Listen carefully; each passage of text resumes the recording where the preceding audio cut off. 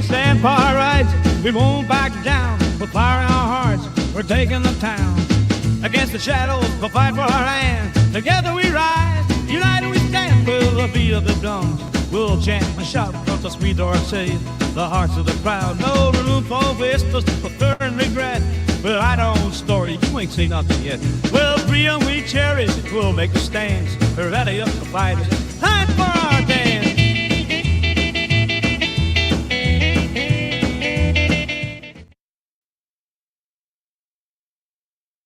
We stand for our rights.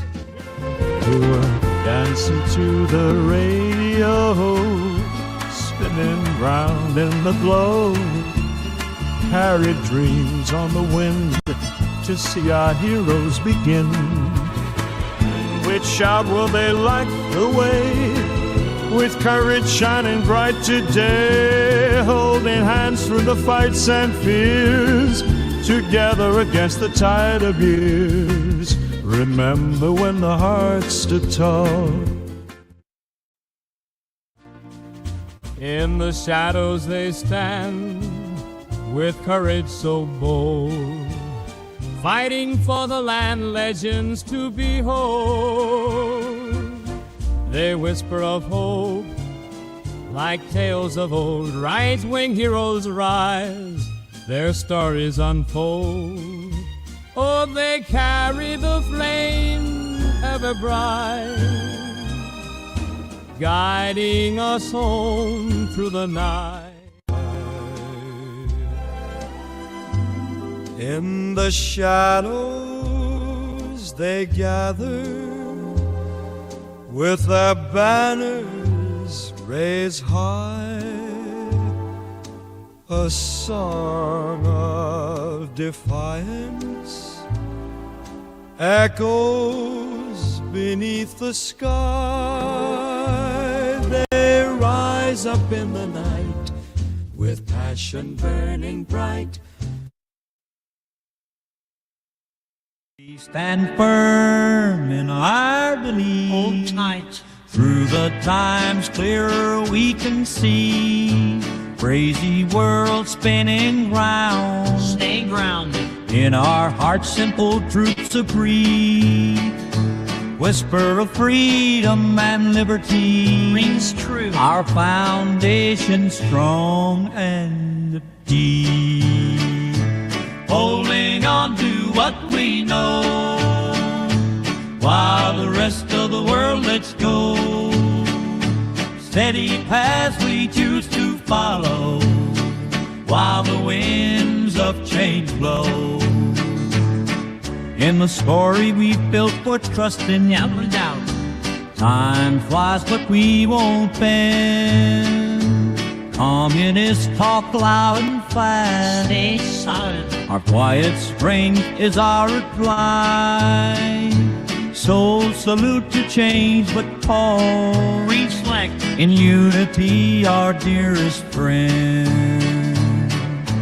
Holding on to what we know, while the rest of the world lets go. Steady paths we choose to follow, while the winds of change blow. In shadows we find our light. Through chaos we stay upright. Stay. With courage, faith on our side. Forever. Standing firm, our guide. Holding on to what we know, while the rest of the world lets go. Steady paths we choose to follow, while the winds of change blow.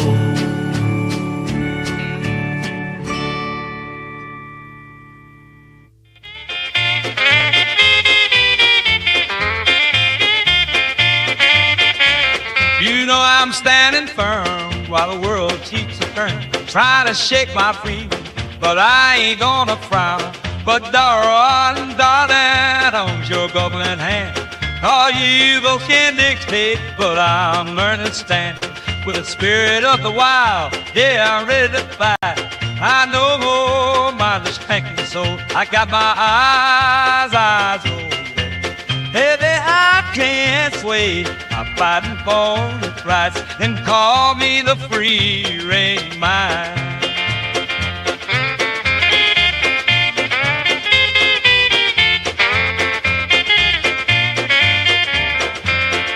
Never gonna waver. I'm a rebel with a cause. While others search for safety, I'll be raising my voice. Honey, I got my dreams and live with all my woes. I'll be living for tomorrow. Let the whole world know. Cause freedom not a game. It's a rhythm in my soul. Reaching for the stars, yeah, that's how I roll. Baby, I can't sway. I'm fighting for my rights and call me the free range mind.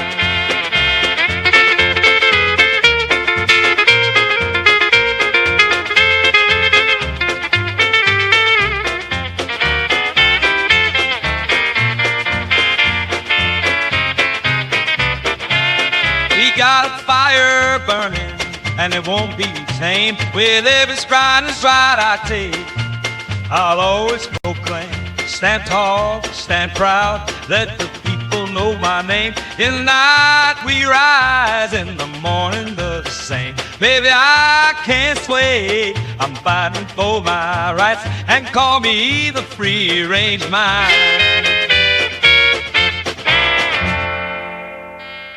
Times are changing, feel the buzzing, staying true when they're fussing. Keep the flag a-flying through stormy nights.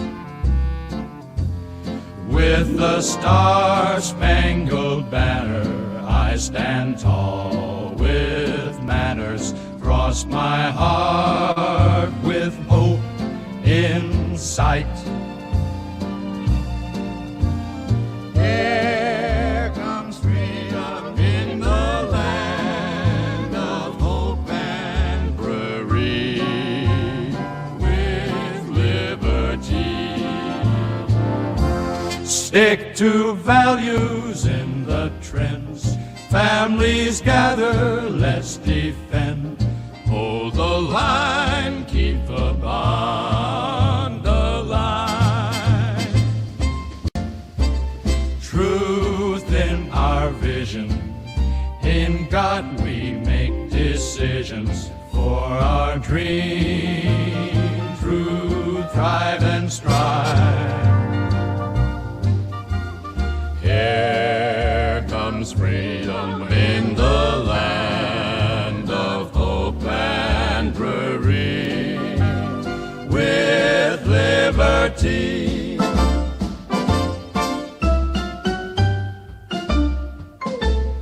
We'll keep fighting for what's right, standing strong in the night.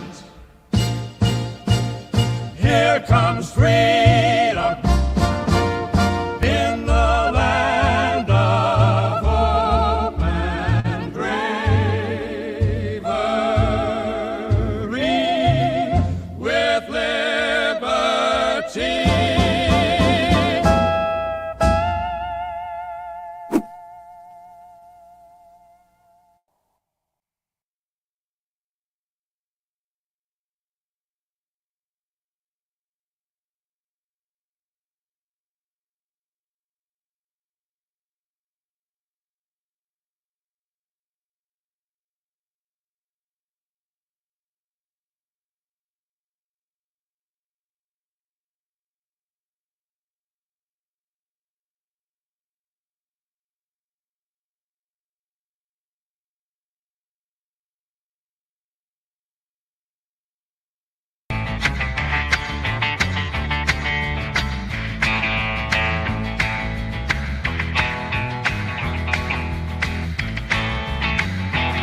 Well, here comes Danny Yellow like Marilyn with a twist. She's got a master's degree and a style you can't resist. On Culturama, baby, we're shaking up the scene. So hit that like, make it click, you know what we mean. Like and subscribe, come on, don't delay. With Daniela at the helm, we're leading the way. It's Culturama, taking back tomorrow today.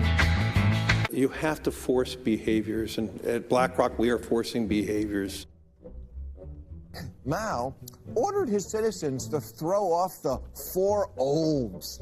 Old thinking, old culture, old customs, and old habits. So, your whole life went in the garbage overnight, no biggie. And those who resisted were attacked by an army of purifiers called the Red Guard, who went around the country putting dunce caps on people. Yeah, who didn't take to being a new kind of mortal being. If you don't force behaviors, whether it's gender or race or just any way you want to say the composition of your team, you're going to be impacted. Well, things haven't been so sweet for Ben & Jerry's after the company posted an anti-American tweet, a few of them, on the 4th of July. The ice cream makers declared the United States was founded on stolen indigenous land. Well, someone should tell Target that, because they're now selling swimsuits with tuckums in the women's section of the store. And they even have a line just for kids. Yeah, we're going to reach out to Ben & Jerry's and ask them how they can live with themselves as they operate a multi-billion-dollar company on stolen land while declaring other people give up their so-called stolen land. This is the child section. This is literally the kids section. I'm next to a literal onesie that says whatever the hell that means. We have "Glad You Came Out" and "I'm so happy that you're queer" in the kids section. Are you kidding me? I'm sorry, but pride and toddler don't belong in the same sentence. Good news! Starbucks will offer its workers reimbursement of travel expenses related to accessing abortion and gender-affirming procedures. Kyle Rittenhouse was seen wearing a Black Rifle Coffee Company shirt, and they wanted to distance themselves from that individual. The employees at the company also were donating. Can you guys hear me? Yes or no?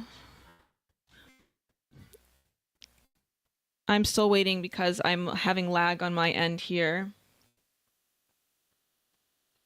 Okay, you guys can hear me. Wonderful. I tell you what, all these audio issues I've been having is not very fun. Welcome, everyone, to Culturama. Yes, wonderful. We have sound. Beautiful. Okay. I am finally back, everyone. Back from my vacation. So thank you for sticking around. And for those that are joining me on the Saturday night stream, I know it's not like my usual news coverage show, but for those that do stick around and show up for the gaming part of the show, I'm very thankful for you guys' support there. And yes, I am back. I was gone for a week.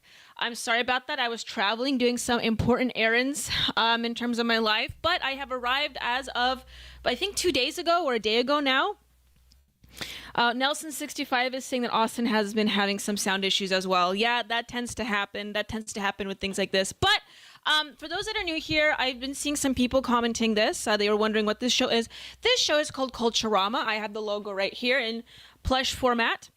This is the logo, and on Culturama, what we do is that we talk about, or we try to at least reclaim, the zeitgeist of traditional Americana back into the United States, the one that we have lost so long ago with the infection of postmodernism into nearly every aspect of American culture and every major institution. And so the main premise of this show is to talk about and cover things that occur in the news, that are prescient, that are politically relevant, also culturally relevant, hence the name, and hopefully through that coverage, we can reclaim some aspects of traditional American aesthetics as well as traditional American ideology and, retain some conservative values back into the United States. So that is the main premise of the show. And I do this every Tuesday and Thursday. However, on Saturdays, I do a gaming stream. And this is one that a few of my fan base tends to enjoy. So welcome to the show on this wonderful Saturday night stream. On Saturday, we go a little bit longer than usual. Usually my show is up to 2 to 3 hours. But on Saturdays, it can go up to 6 hours or 2 hours, depending on how I feel. So welcome to Culturama, everyone. Here is my mug that you can get on the shop at ap4libertyshop.com. Okay, now that I'm back, I have a lot to talk about with you guys. A lot has been happening in the news, and I know this last week I was completely out of commission, and I missed a lot. I've missed the Pakistan-India conflict that apparently isn't a conflict anymore. I missed the entire N-word debacle that has been happening this entire week. I know. I've been missing a lot on the news, and maybe on this show today we will cover some of that. However, because it is Saturday, it is going to be a little bit more laid back, everybody. I am going to be playing Hollow Knight today, everyone. Hold on, let me refresh the page so I can read your guys' comments. I will be playing Hollow Knight. And, maybe in the course of that, in the middle of me playing that game, I will be able to cover the news with you all. I had a bit of an issue flying in a day ago. I think I flew in. I think it was a day ago. It has been crazy. And I was flying on Spirit Airlines. And I must tell you guys, Spirit Airlines is quite the hassle. I wanted to talk to you guys a little bit about my misadventure that I had these last couple days here. But first, before I do that, I want to say hello to everyone in the chat today. We have, of course, Nelson65 in the chat. Very good to see you, Nelson65. It's so good to see you again in the chat and talk to you. I see Bruiser55. Good evening, Bruiser55. Thank you for joining the gaming stream here today. Fiery Waco is also, congratulations are in order. Hello, Fiery Waco, thank you. And I appreciate you seeing here. Mr. Pig, of course, is in the chat. Evan Rowan wrote, hey, very good to see you, Evan. Okay, and we have, it looks like, a newer person, Ashley Ann 8. Hello, Ashley Ann 8, since you're new here. Welcome to Culturama. We are a political/culture show, but today we're going to be playing video games. So that is your cup of tea. I suggest you stick around for that. So everyone, if you can, please like and share the stream with all your group chats on all your social media platforms so we can share it and put it out there and get more people in the chat as we go along today. But anyways, you guys, I have a lot to share with you. Rumble is having some DDoS attacks, says Bruiser55. That is a shame. Nelson65 just dropped in the chat. She has a coffee and Leo pillow at the link provided. Thank you so much, Nelson65. Yes. For those that don't know, I am a humble coffee merchant. I have my blonde atomic roast. And if you love to stay awake at night or develop insomnia, if you need to do that here today, please buy yourself a bag of that at the link provided below. Nelson65 has so done. And you can also purchase yourself a Culturama mug to accompany your coffee. And I just got my shipment in the mail today. I mean, not today, before I left on my vacation. But look at this beautiful pillow of my dog. You guys, I finally got it in. Where's my sound effect? Monster kill. You guys, get yourself a Leo pillow here today. Smaller size, but we have pillows like this. We also have pillows of the logo Culturama as well. So if you want yourself a wonderful plushie, get it yours today at the ap4libertyshop.com under the Culturama collection. And Nelson has provided that in the link, in the chat. Nelson65 is excited about his Leo pillow, the Beast pillow. So I got mine today. I loved flying with it. It was a pleasure. So if you need yourself a travel companion that you don't have to feed or take care of as a biological creature, but you still want a dysgenic creature next to you, I highly recommend getting yourself a Leo the Beast pillow here today. Okay, everyone. Like I was saying before I got on a tangent, Nelson already got his Leo the Beast pillow. Wonderful, Nelson. I know you're the first ones to purchase that. You guys, I flew in. I was going to stream on Thursday. I promise you I was. I flew in Thursday morning. And Spirit Airlines is most certainly, I'm going to have to say, the worst airline experience I've ever had in my life. Now, I fly a lot. I flew a lot for work in the past. I still fly for work sometimes or for professional matters. I fly to visit family, to vacation. I travel a lot. I love traveling. I am a female, of course. Females adore traveling, as we all know. But, so I've flown a lot of airlines, some of which you guys may have not even heard of. And the worst experience I've ever had in my entire life was flying Spirit Airlines. At every stop during the course of flying from, I was flying from Atlanta, Georgia, to Seattle. Every part of the process was screwed up somehow. It was an absolute mess. And on top of all that, when I had landed in Seattle, my hometown, quote unquote, I lost my luggage. And this wasn't just your ordinary luggage, okay? This was luggage with a lot of money in it, in terms of actual money and the value of the items that I have, okay? These were like heirlooms. These were heirlooms that were not replaceable. Even if they would compensate us for the lost, these are not replaceable items, okay? And so I lost that, and I went through the entire customer service process of trying to obtain my luggage, and for those that lost luggage before would understand that it is quite the hassle, but I'm just going to tell you this. I was on hold on the phone for 5 hours. Okay, 5 hours until I got a hold of someone through Spirit Airlines. And once they did, they promised me your luggage will be in Seattle once you arrive Thursday. And I had to cancel the show on Thursday because I had to go get this piece of luggage. It was under my name. I had to go there myself and show them my ID and all that. And so I did that. And after being on hold for hours, talking to customer service reps, I'm undergoing the entire process.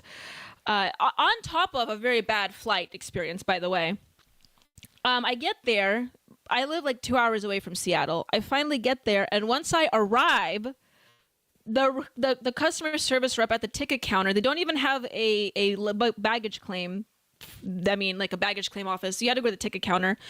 So I went to the ticket counter, and then the customer service rep told me my bag wasn't there, even though after undergoing the entire customer service process, they said my bag would be there.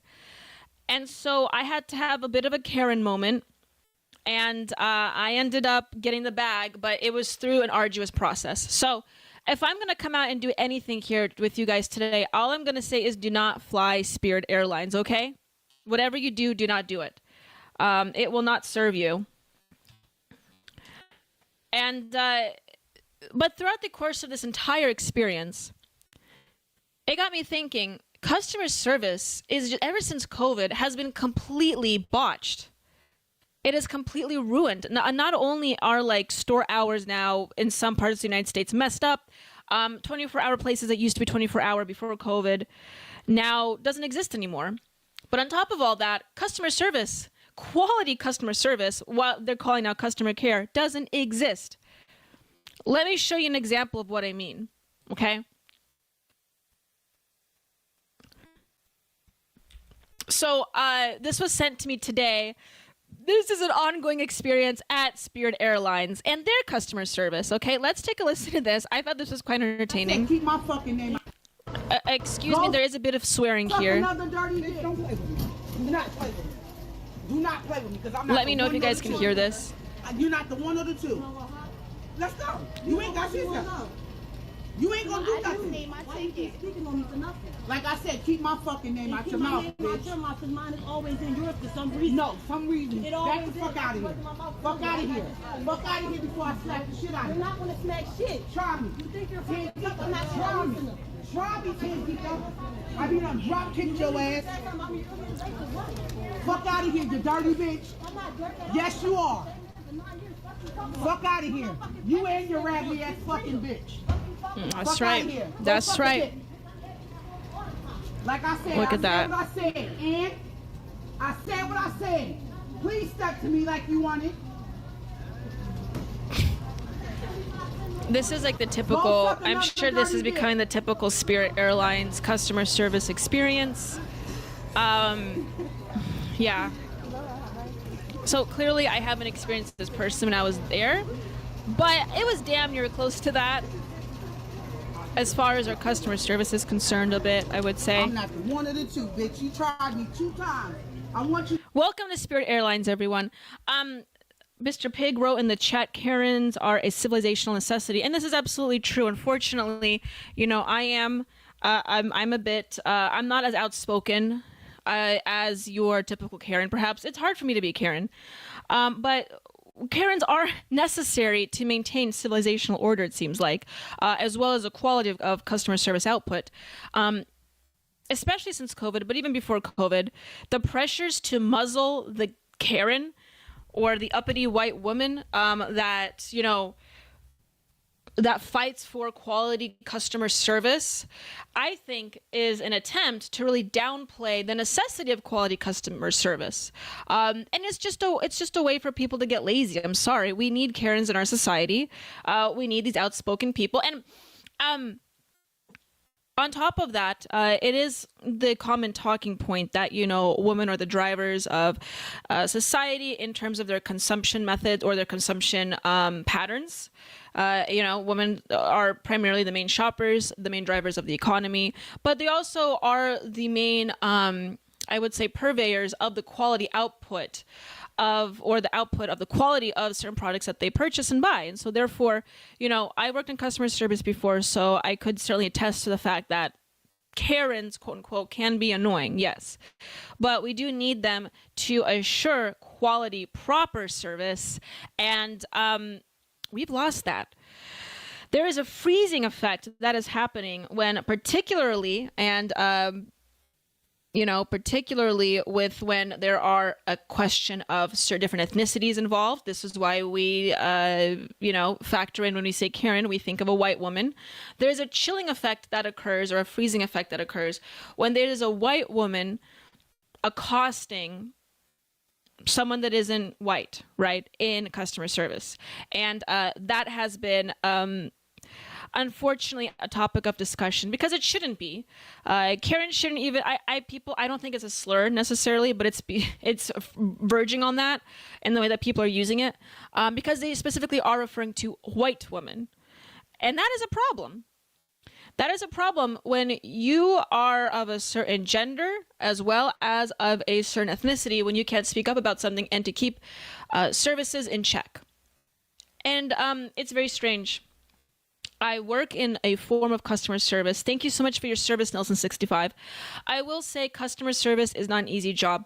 For those that don't know, I've actually worked in customer service for quite a number of years in my 20s. I had to go through the drudgery of that before I got involved in more professional politics. And I must say, it is not easy work. It is not even rewarding work sometimes. It doesn't feel like it, except that paycheck at the end. So I completely understand the absolute, the struggle that's involved with that. Let me know about your experiences there, Nelson. But at the same time, like I said, I've noticed this pattern ever since COVID specifically. There has been a major decline in the quality of customer service. And I have not ever experienced that to the degree like I have this last 48 hours with Spirit Airlines. Never fly Spirit Airlines, everybody. You're not saving that much. You're spending more money for more grief.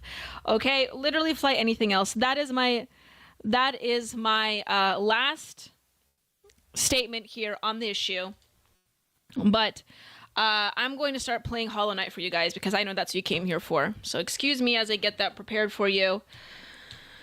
And everyone, also, if you want me to answer any of your questions or, read any of your comments, or if you want me to cover a particular news story, send in a Rumble rant. If you send in a Rumble rant, I will play that sound effect and I'll read it out loud. And if we get $70 in donations, I will also unleash the beast. Monster kill. For those who don't know what that means, that is my dysgenic canine here. If you want to see him in the flesh, I will bring him out if we get $70 in donations today. Okay. Let me pull up the game, everybody. I know that's what you're all waiting for, so give me a second here.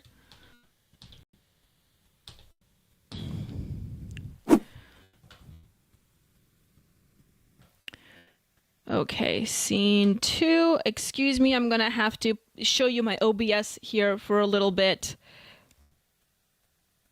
Okay, let me know if you guys can hear the audio playing. I don't think there's actually audio. I may have to go to options and check. Yeah, there we go.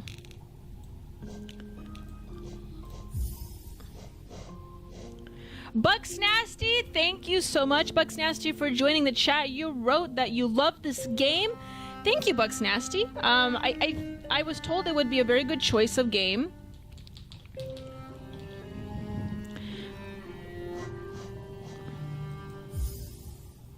Let me check the audio here.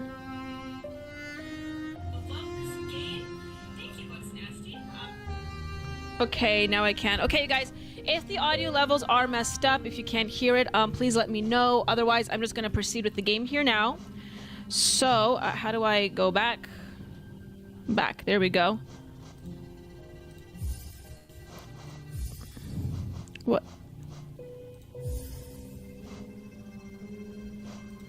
Oh, I've been still in the options. Okay, start game. Here we go. Let's see here. Which one was which file am I in? I think I'm in the green path, in file number 3. Sounds good. Awesome. Thank you, Mr. Pig. Nelson65 asks, did Austin tell you what happened to me last week? No, Nelson, let me know in the chat what happened to you last week. I'm unaware. Like I said, I was completely out of commission last week. For those that don't know, I was actually out getting married. So, your girl is married now. So that's what I did over the last week. So I was a bit distracted. But Nelson, please let me know what happened. Okay, I just have to remember. I have to remind myself that Z is jump, X is hit. Oh, and I can now do this. Okay.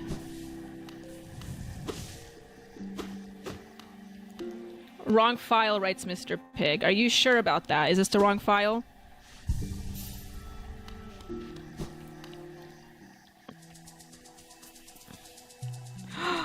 Nelson65. A truck slammed into my house? Nelson, I'm so sorry to hear that. Is everything okay? I mean, what exactly... How did that happen? And is your house okay? I'm holding out for finding a reliable supply of Dramamine so Danielle can get back to playing Fallout. Fiery Waco, I am going to have to invest in Dramamine. This is true. Yeah. Whoops.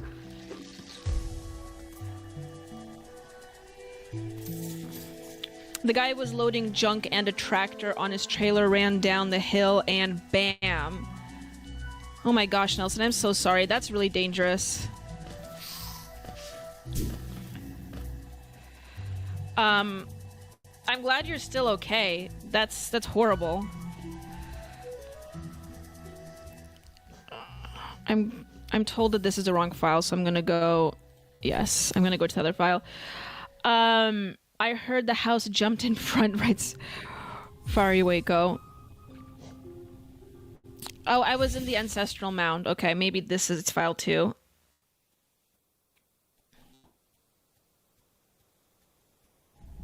There we go.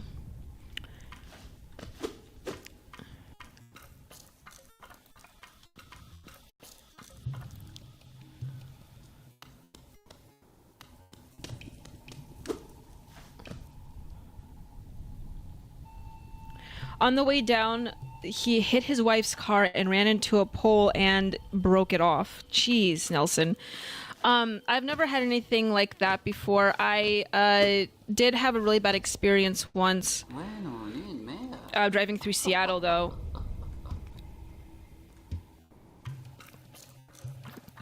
I did have this really crazy experience once driving through Seattle. There's actually quite a few times that I almost got in a really bad place with cars before. The craziest experience I've ever had was when I was getting picked up from the airport. Whoops, there's a bug. I was getting picked up from the Seattle airport. It was December. It was like right after Christmas time, and my parents had picked me up from the airport. And as we were driving out of on the freeway, this car literally drove a hair's thin close to the passenger side of the car. And I'm telling you guys, if it was just like a little off, it would have like crashed into us. But it was a hair off, and then it broke off the mirror of the car, like the ear of the car, and it just kept driving. The mirror, the ear of the car just flew out in the middle of the freeway, and that car just kept driving, and there's nothing we could do about it. We didn't get the license plate, nothing happened. It was one of the very scary experiences I ever had. Because I've seen it happen. I was sitting in the back seat and I saw it all happen, and I felt like my life flashed before my eyes there momentarily. But you know, God is good. Sometimes God wants to keep you here for a longer time than you anticipate, right?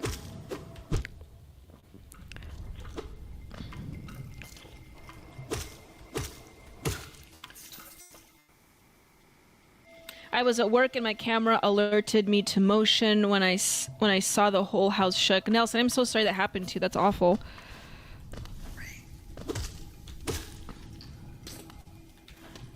Well, I'm just glad you're okay.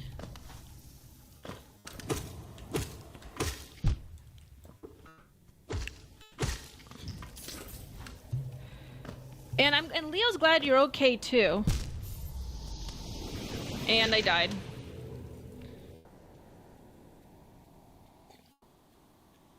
All the kitchen cabinets were open. The microwave was moved 2 inches. Everything on top was knocked over. God, my basement wall is moved in at least 2 inches, cracked from the floor ceiling. I'm so sorry, Nelson. That's awful. You have to go through all that. And I'm glad you do have insurance. Check your map, writes Mr. Pig. Well, hold on a second. Let me get through this.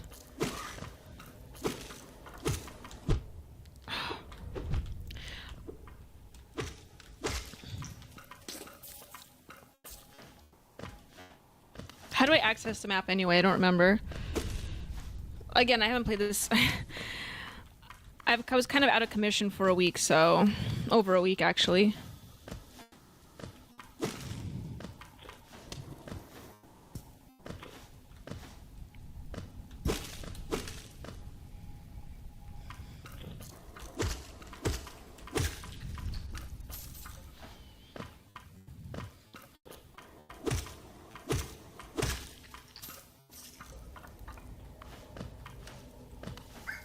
Let me just get past this part.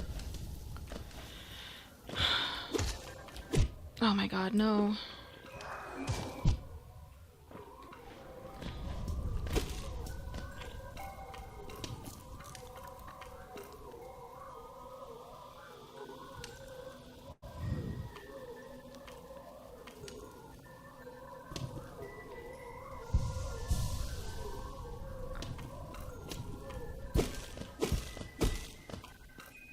One of the guys said that my concrete flower bed is what saved my house.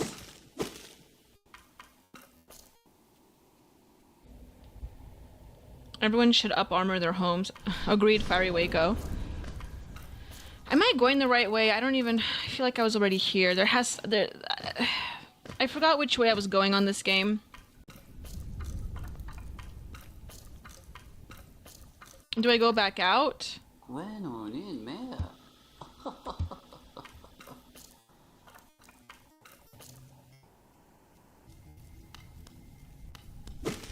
Everyone, please like this stream. If you're watching. We have 3 likes so far. Hold tab. Okay, I have to hold the tab. I see. Well, I know the 2 dots means that's where I died last. How do I get to the green zone again? Because that's where I want to get to. I remember that's where I was playing last time.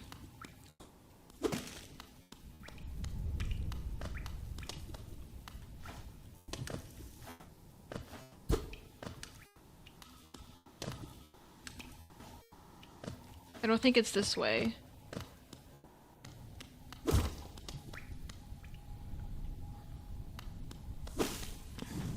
Oh, what's this? No, I already opened. Left side of the map, a big shaft with the flies. Okay.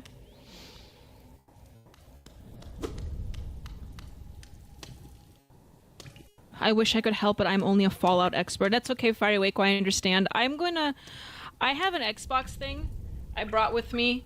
And so I think that will help with the Fallout situation. Last I played Fallout, my laptop crashed because there's a lot of things that are going on because with the OBS running and the game running, I don't know if you've noticed, but it drains the battery quite a bit. You know, even with the charger in the laptop the whole stream, what will end up happening is that, like, I will only be at 5% battery even though the laptop is charging the whole time. So point being is that there's a lot that's going with my laptop. And last time I tried playing Fallout, it just crashed it. I remember I relaunched it like multiple times during the live stream, and it just wasn't going to work out. So I need another second monitor to do that. So I'm going to invest in getting another monitor. Delete system 42. I don't know what that means. I'm going to get another monitor, and then you know, from there hopefully be able to play Fallout, because Fallout obviously goes with the theme of this show. So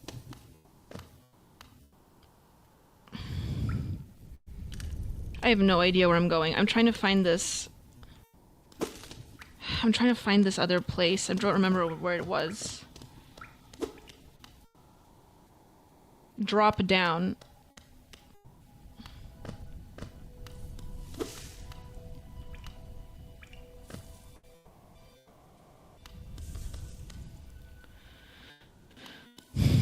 I don't think something tells me I'm not going the right direction. Go right and leave out the boss room. Oh my god, okay. We had this problem last time I was playing. You guys were losing your mind with my wonderful spatial reasoning skills.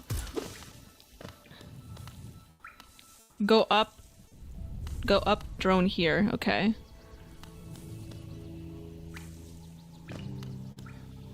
Go up. Where? Up where? Here?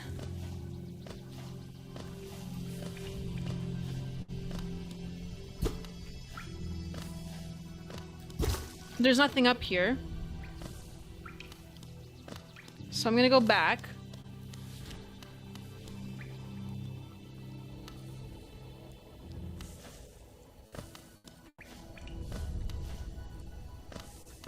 I can't even jump that high.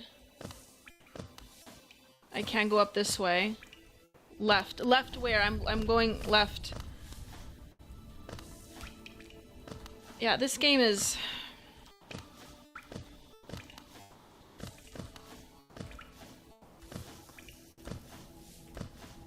I can't reach it.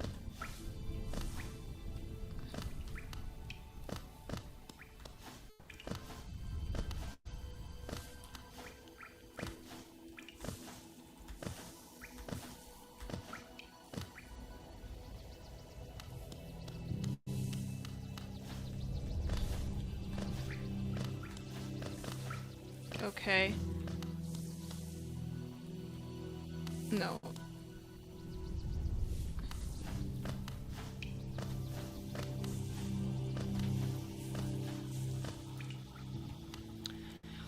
Where am I supposed to go, you guys? Check your map. I'm checking the map, okay?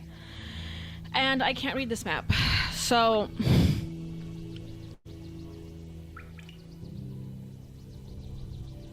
I don't know where anything is. So I'm just gonna... see... I'm gonna go retrace my steps here.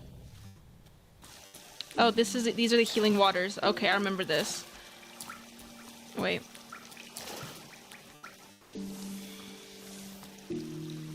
There we go. Okay, so I think the boss is like right across from this, right? Or at least... Whoops. Or at least, above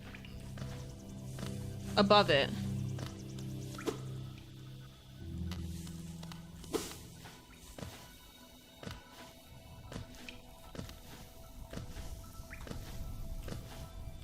Okay, here we go.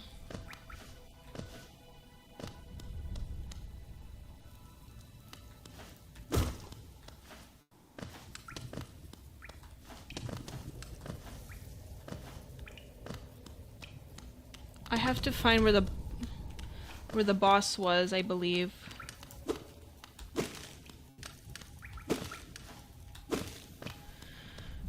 Cause I think it was this way.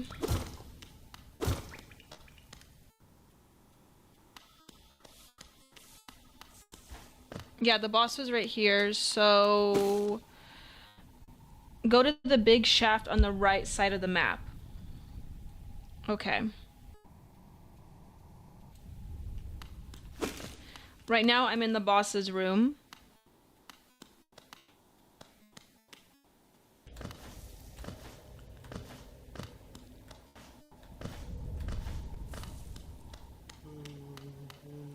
Nope.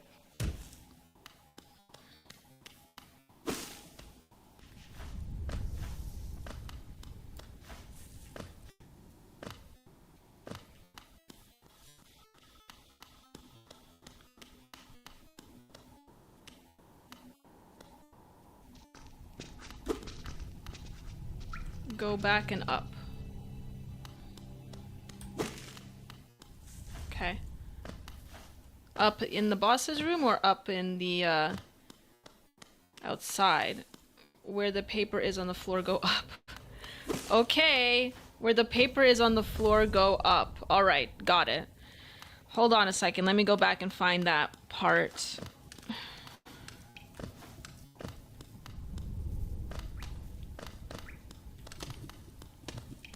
I think I go this way, right? Yes. I go up from here? Okay.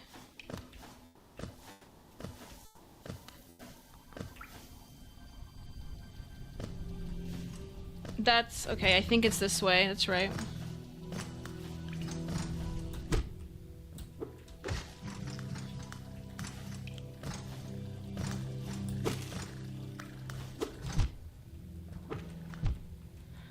Well, on my way up, I'm going to die, which is wonderful.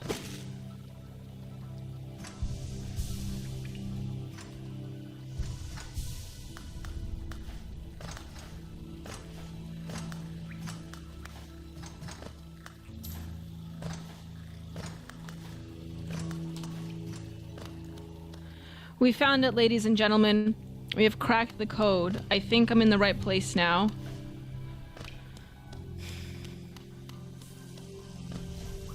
So we found this green room with all these plants.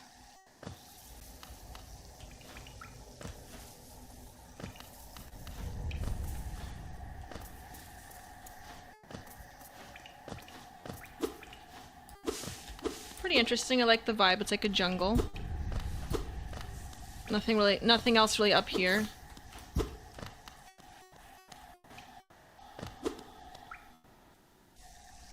And we have the green path.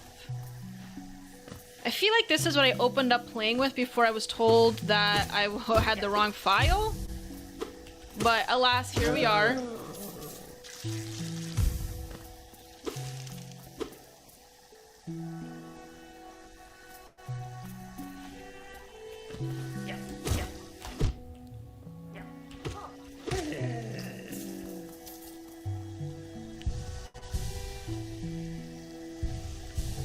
This is the room. Left side, look at the door, green hallway. Yes.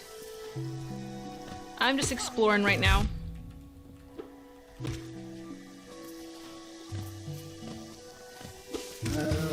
Oh dear lord. Did he just die? I think he fell into a vat of acid and he just died. I'm assuming that's acid at the bottom. Or it could also be sparkling water. I'm not sure. It looks like sparkling water.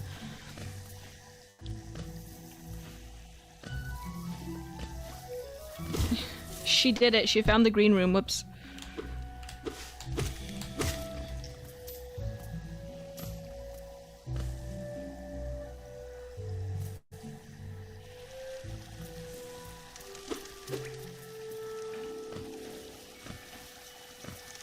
I feel like I was here already, but okay, let's try this again.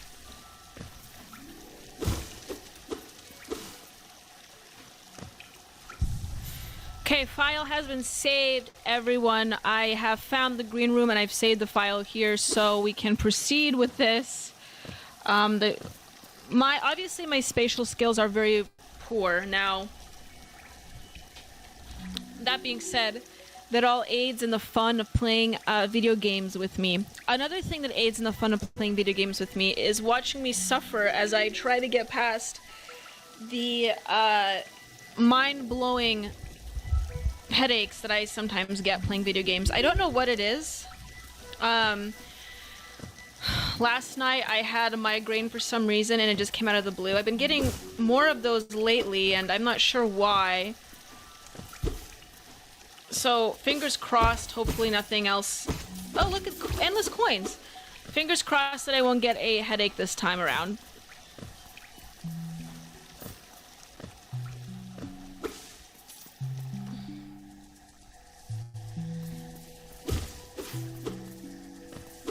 I hope I'm not going in a circle.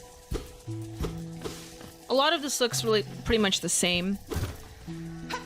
Oh, who was that? That looks like a character that I've just missed. I'm presuming we're supposed to follow them.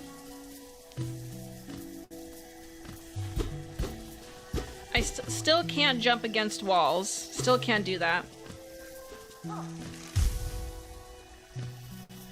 I just want to fall in the acid. Yeah. Oh, that's exactly what I mean. I don't want to fall in the acid. Not tonight, dear. I have a headache. Such a bad joke, says Bruiser55. Literally. That's the worst excuse. If you're gonna say that, just be honest and say you don't want to do it, you know? You don't have to lie and say you have a headache. Also, if you go with that excuse, that's a pretty poor one, considering that we have a lot of medications these days that that resolve those issues. So, first order of business is to be honest. I always say honesty is the best policy, right? I'm gonna get some more of these coins here.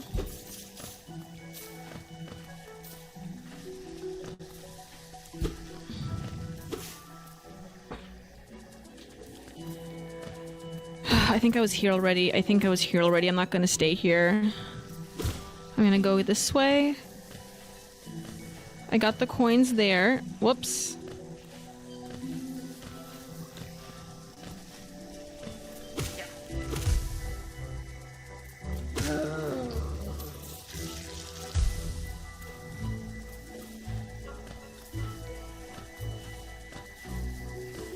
This kind of looks like the Pacific Northwest. Not with the spicy water, of course. But... oh, shoot. This sort of looks like home. Look at that. It's wet, it's green. There's moss everywhere.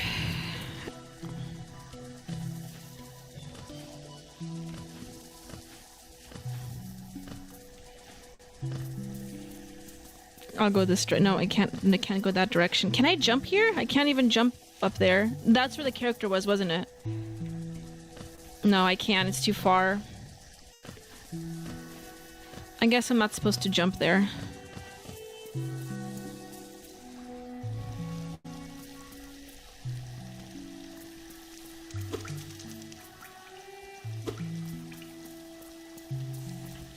I feel like I was already here. I'm supposed to stay in the second part here, so I'm trying to figure out what exactly it is I can do, because obviously I can't jump this high. What if I...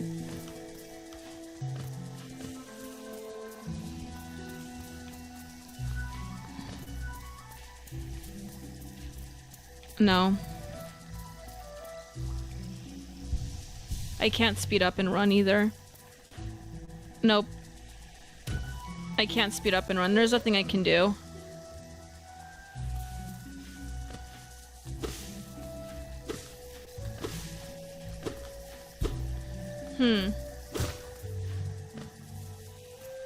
Well, if I can't do that, then...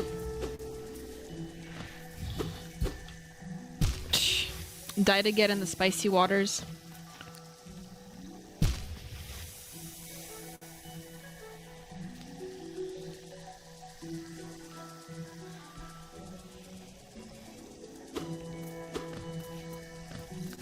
Well, it looks like I can't do anything here, so I'm just gonna go back.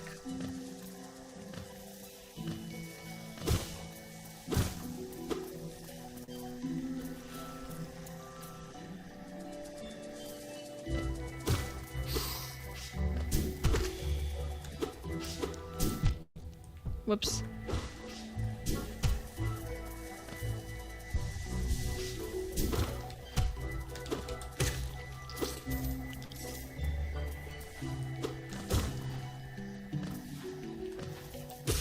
Oh, was I supposed to walk up this vine? No. Okay, I see. So that gives me some volume or some platforming, so to speak. Oh, can I crush that stink bug if I want him to come closer so I can crush the stink bug. Nice. Did you guys see that? Execution style. Anyways. Whoops.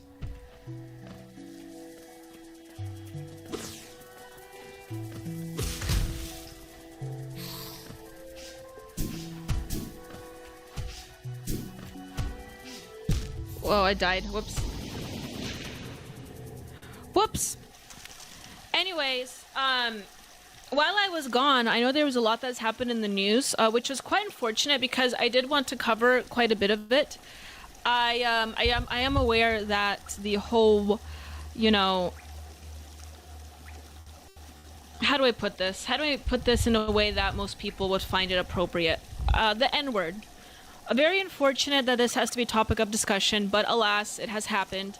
Anyways, well, while I was gone, there was this event that happened in the news where a, I don't know her name, but a blonde lady called a child the N-word, and an individual had filmed her saying it. And this was all over the news. And on top of all that, Lily Gladys, who went viral, I believe, a year ago, for essentially doing the same thing, for saying the N-word, was also went viral, and so she was on Piers Morgan basically discussing this whole topic. I'm sure you guys are aware of what happened here. If you don't, I don't remember the girl's name. Shiloh Hendricks. Okay, thank you, Bruiser50. Thank you, Bruiser55. You're very helpful. A lady named Shiloh Hendricks was caught saying the N-word. Now, you know, I guess since I missed the coverage on that, I can share my 2 cents on that here as we're playing this game casually. Now I will say this, it isn't appropriate of her to call a child that word, okay? And then, like, I will say this, she didn't, like, shy away from it when she was being filmed. She just doubled down, which I'm not gonna say I respect, but, you know, I guess she stuck to the bit. I understand there was, like, one could say donation wars happening where a lot of, she got like what, over 100,000, was it 100,000 or was it 1 million? I don't even know. She got like a stupid amount of money on her, was it her Patreon or some donation page that people sent money to her because she was essentially doxxed for it. And like, I'm not gonna hone in on that because I understand why some people would be off-put by that, but at the same time, she was doxxed. It would be difficult for her to even maintain or keep a job. Is it unfortunate she got more money than Carmelo? I don't necessarily think so. I think that, you know, shoot, I dived in there right. I dived in there without even noticing.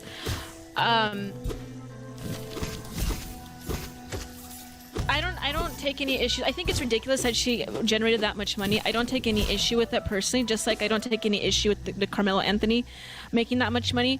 Whoever's going to donate to those causes are going to donate to those causes. And clearly we are at the peak of, I'm sorry to say, ethnic or even racial conflict here in the United States. Because the discourse right now is rife, or the political discourse is rife with that. So obviously we're reaching peak tensions right now. And it's difficult to ignore. And so, you know, it's imperative that I talk about that. And I'm sad that I wasn't able to talk about that on this show.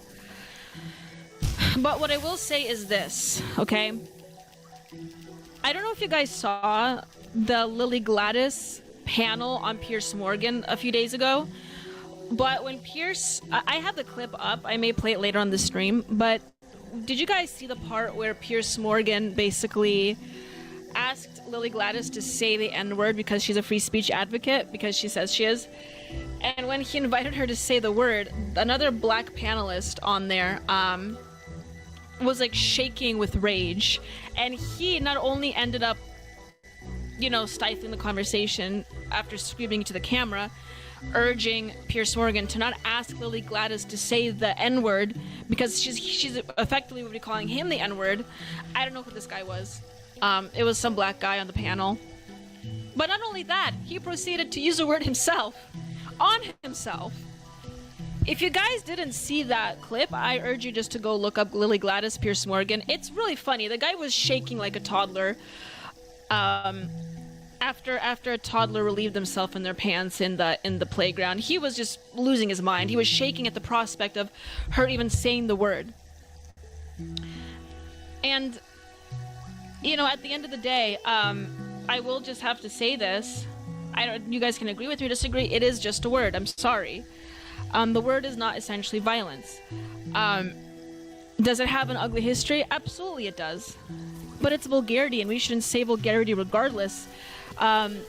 Piers Morgan shouldn't have invited Lily to say that word just as much as he should have invited her to say the F word, or, you know, or any other slur or swear word for that matter.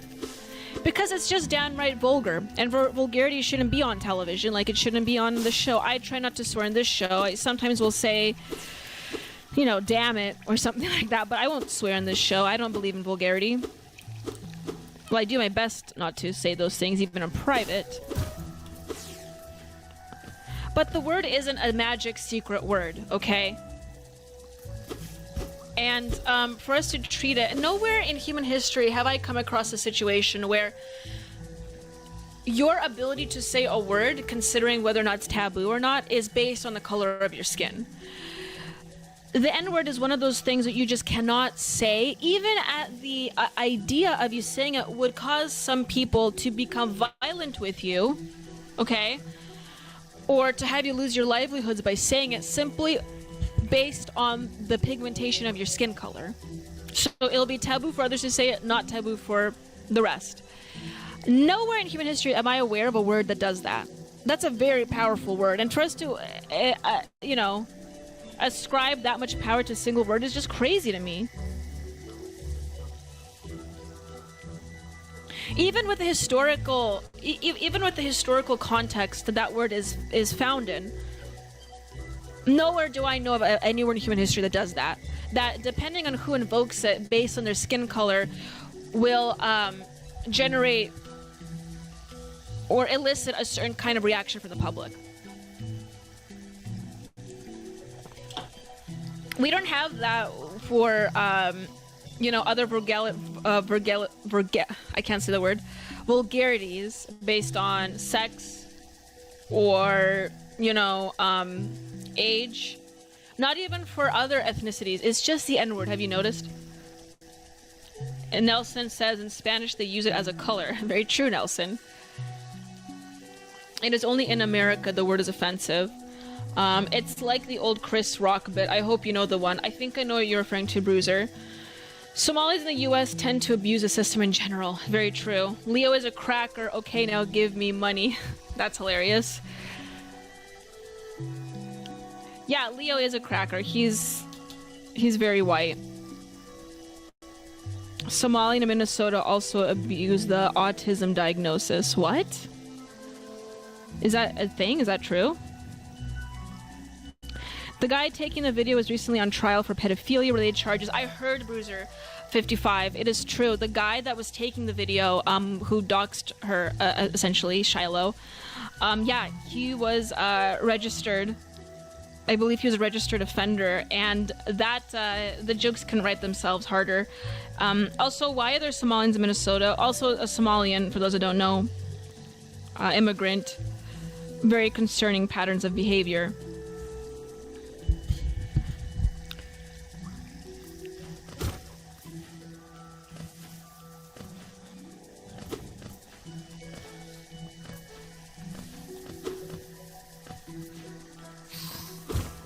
Come on, come on! Oh. Close.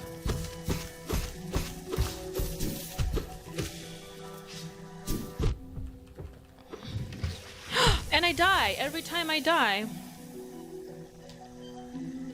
Yes, Minnesota Somalian get fake autism diagnosis to defraud the government.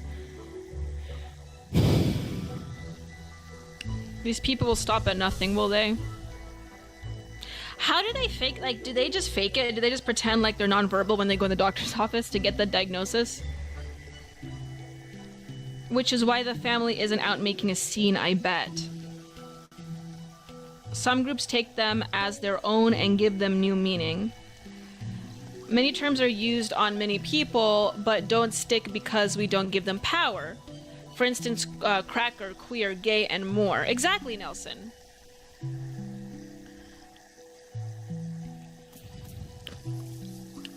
Well, the thing with the N-word,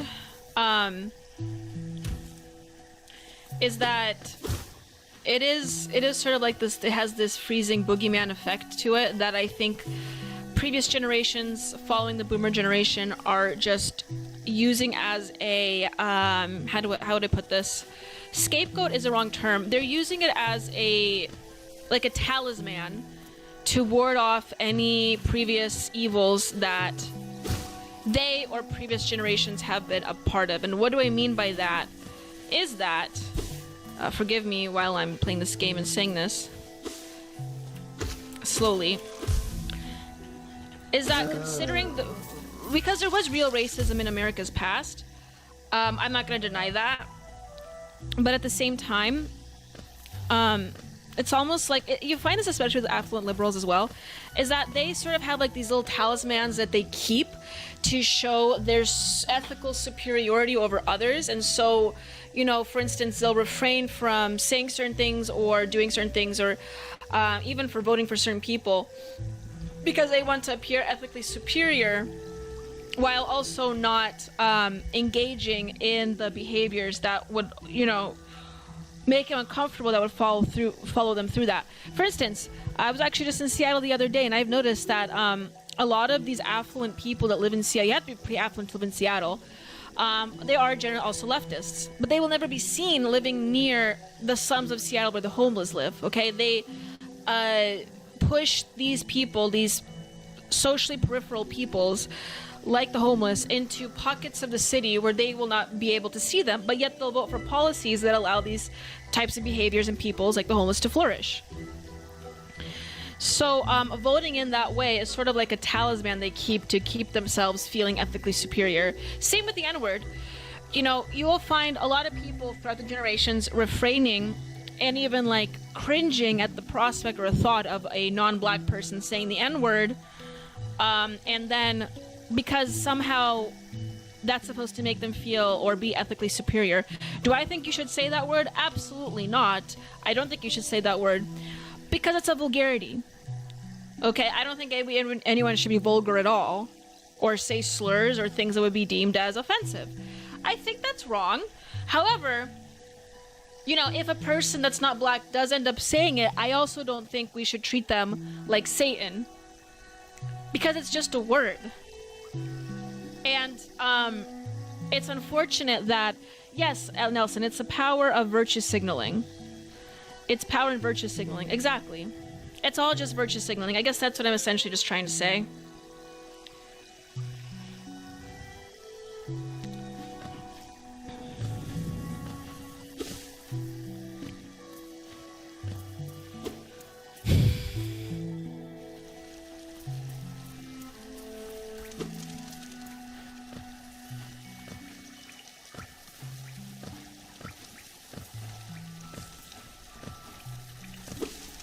No, I think I was here already. I'm trying to find out where I was last time. There's nothing else here. I've explored all this. I forgot where I was at last. I feel like I'm going in circles here.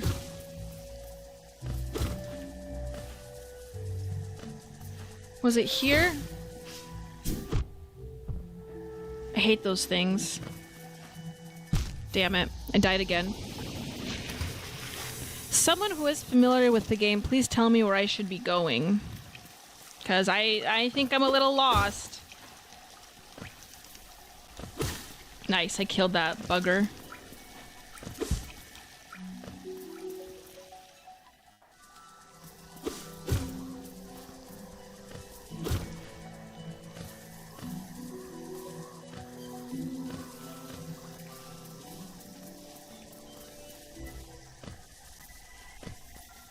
Oh, that's the Shadow song.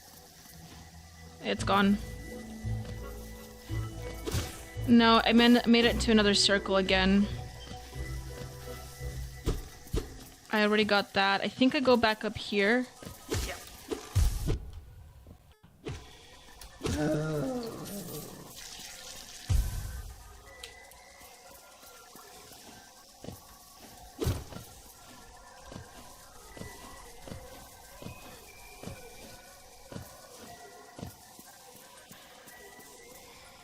Work your way left, but you might have to wrap around to do it. What does that mean, wrap around my way to do it? Go left? I'm going left, but I can't... There's this one opening here that I want to enter into that I haven't explored yet, but the thing is, it's too high for me to jump, and that's what I'm concerned about, so... I can't really reach it. I don't think I'm supposed to be able to reach it, is the thing, so I don't really want to waste my time figuring out how to get there.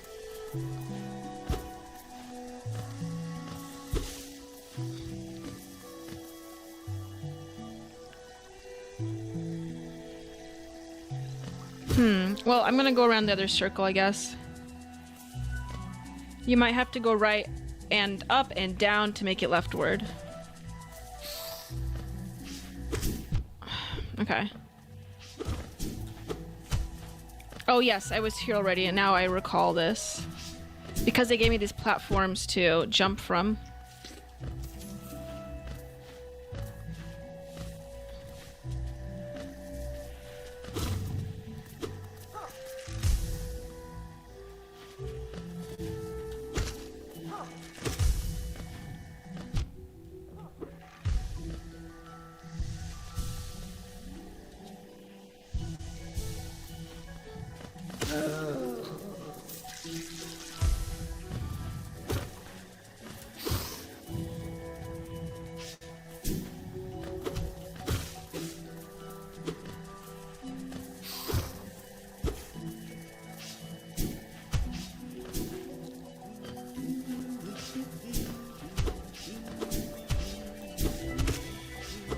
Oh my gosh, these...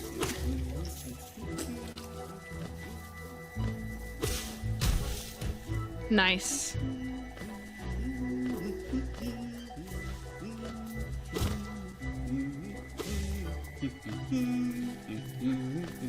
Oh, there's our friend again, you guys. Make him noise, Gucci. Okay, it says, isn't this a contrast from the crossroads, such a humid, lively place? The roads twist and turn in the most wonderful ways. I've done my best to chart the area ahead, though I must admit some of the area's inhabitants provide quality and nuisance. Purchase the map for I only have 18 bucks, dude. Sorry, I can't do it. You don't have enough geo, I understand. I'll give you the map as a gift, but I don't think my wife would be very happy. He's doing it again. All our food is made of geo, as they say. So do I get the map?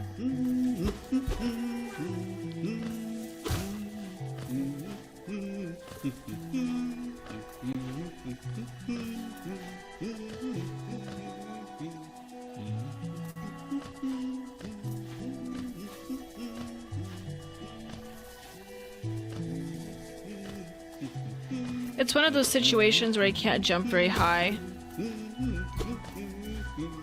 I don't think I can reach that.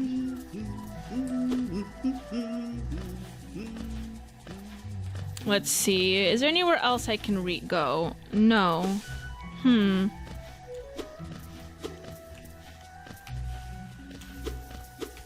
There's nothing else up here.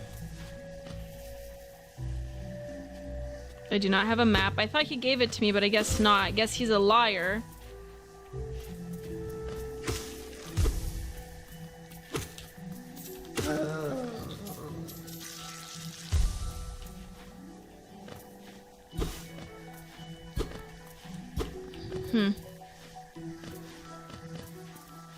What is up with all these platforms that are too high to reach?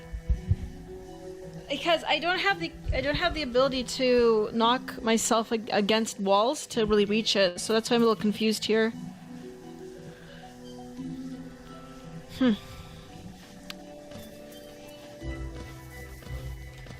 Because there's nothing else up here.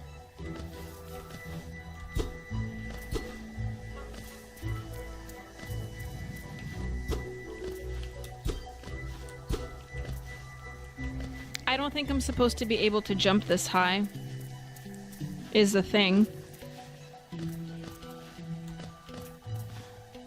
Go back to the ledge you can't jump to. Exit on the top right, and you should be able to go down to the left. Okay.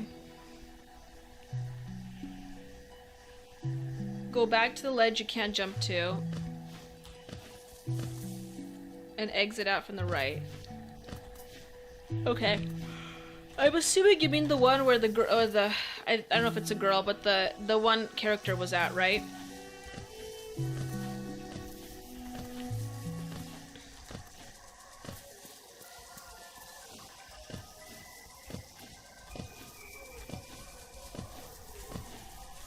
This one. Okay, so go back to the ledge, exit out the top right, and you should be able to go down and to the left.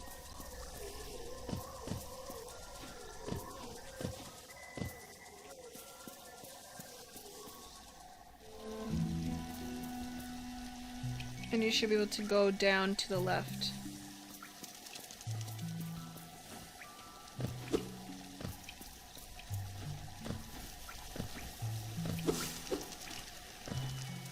No, I was already here before.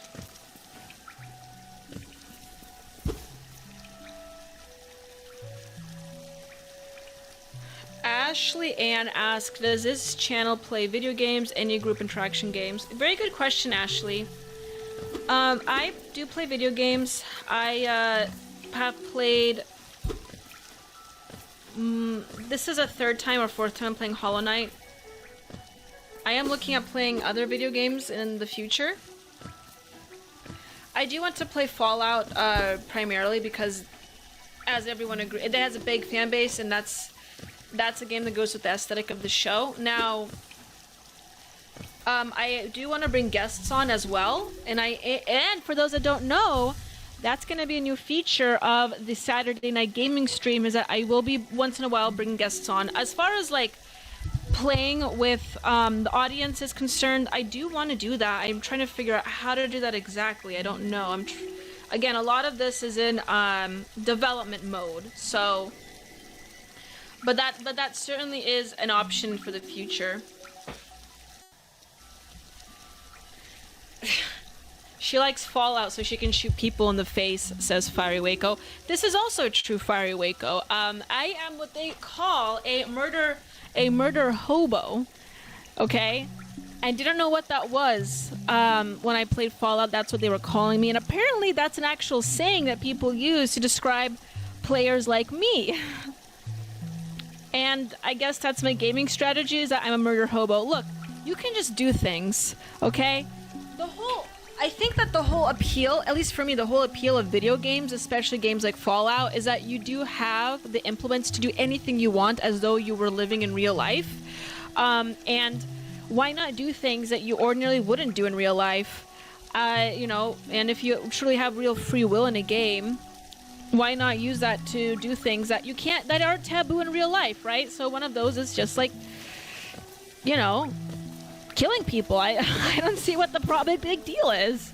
It's not like they're real people with real families or aspirations. They're just NPCs. Austin uses those fun games that we play together with, like Cards Against Humanity. More kid-friendly views, the better. Are you talking about like Jackbox? Yes. Jackbox is certainly an option. And you know what? And I think I want to incorporate. I think you're referring to Jackbox. And I do want to incorporate that because it would be fun to play with the audience. I need to find a way to actually implement that in the actual gaming here. For now, I'm just streaming. Next week, I do want to hopefully either get a guest on or try to incorporate one of those things like you suggested. Whoa, like Jackbox.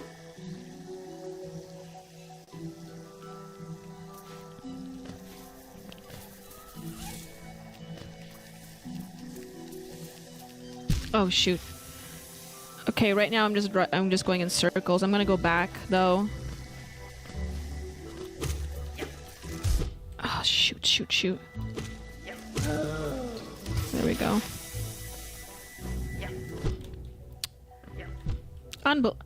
Unbelievable. I like Jackbox, but the delay makes it annoying. Yeah, I agree, Nelson.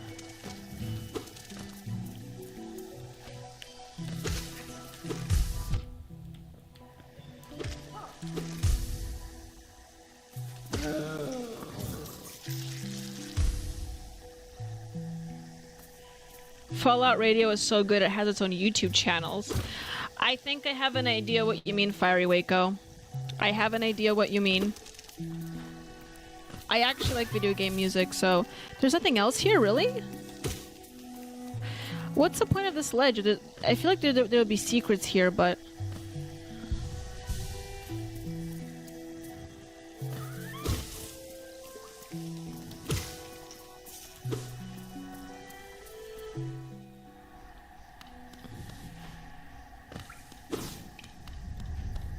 It's a little too quiet. I'm getting a creepy vibe all of a sudden.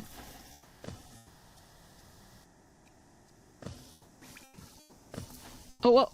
Oh, I almost missed that jump. Oh my god. No. Okay, let's try again.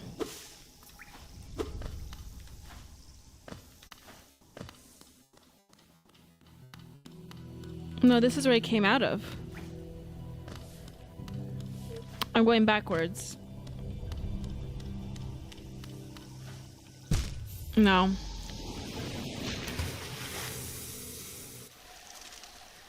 Okay, there has to be a way for me to get on that ledge. There was one part of this world that I could not access to, and it's a little bit too high for me to jump to. So I believe I've been in multiple circles. You're going the opposite way. I know, Mr. Pig.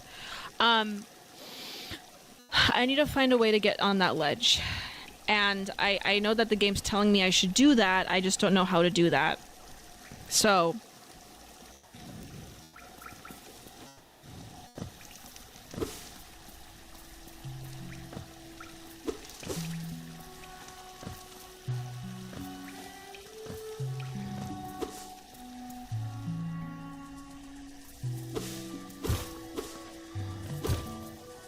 Go to the ledge room, and instead of trying to jump to the left, go to the right. Well, I feel like okay, well, that's what I did, but...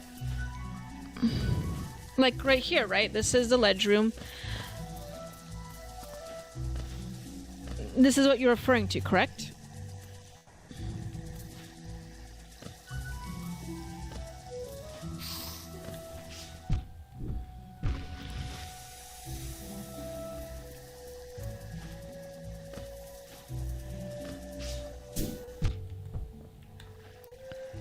Go to the right. Okay, I'm going to the right, but there's a dead end here.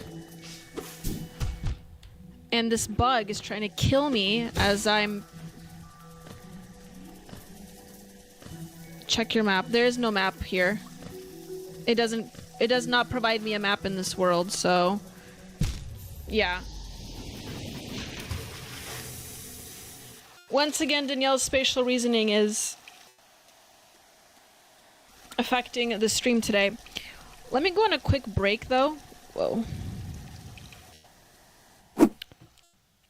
I'm gonna go on a quick break first, and then we'll proceed, and hopefully we'll find a way to find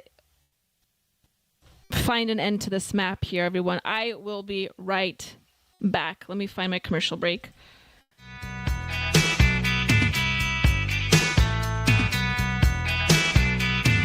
This is what we hold, values that keep us grounded still.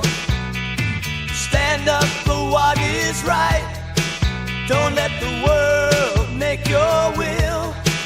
Freedom and balance, it's here to stay, so let's embrace. Watch me on Rumble, on YouTube, on Twitch, and on X this Saturday. And that will start at the same time, 5 p.m. PST, 7 p.m. Central Time.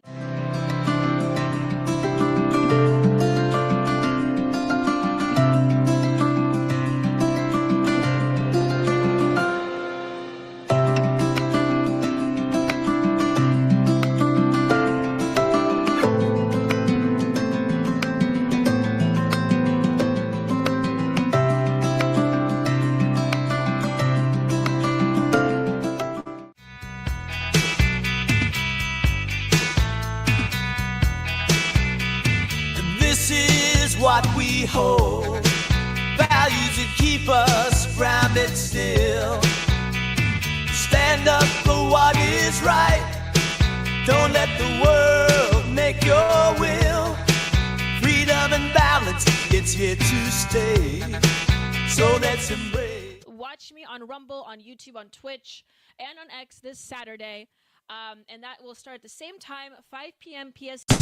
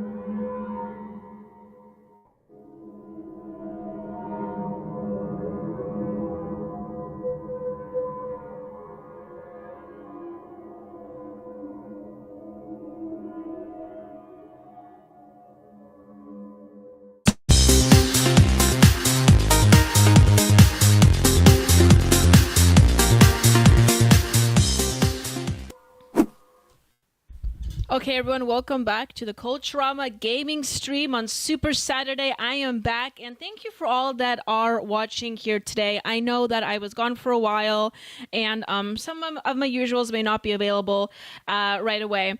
And that's just what happens when you take a knock off your schedule. You'll get a little bit of an absence. Not everyone will always show up, but thank you for those that are. Though you guys are my loyal fans, and I thank you for showing up on the Culturama stream as soon as I came back from my vacation. Now, before I proceed with the game, I'm right now struggling to get through the green room, the green path, whatever it's called, on Hollow Knight. But before I do that, I did want to look over something with you guys here.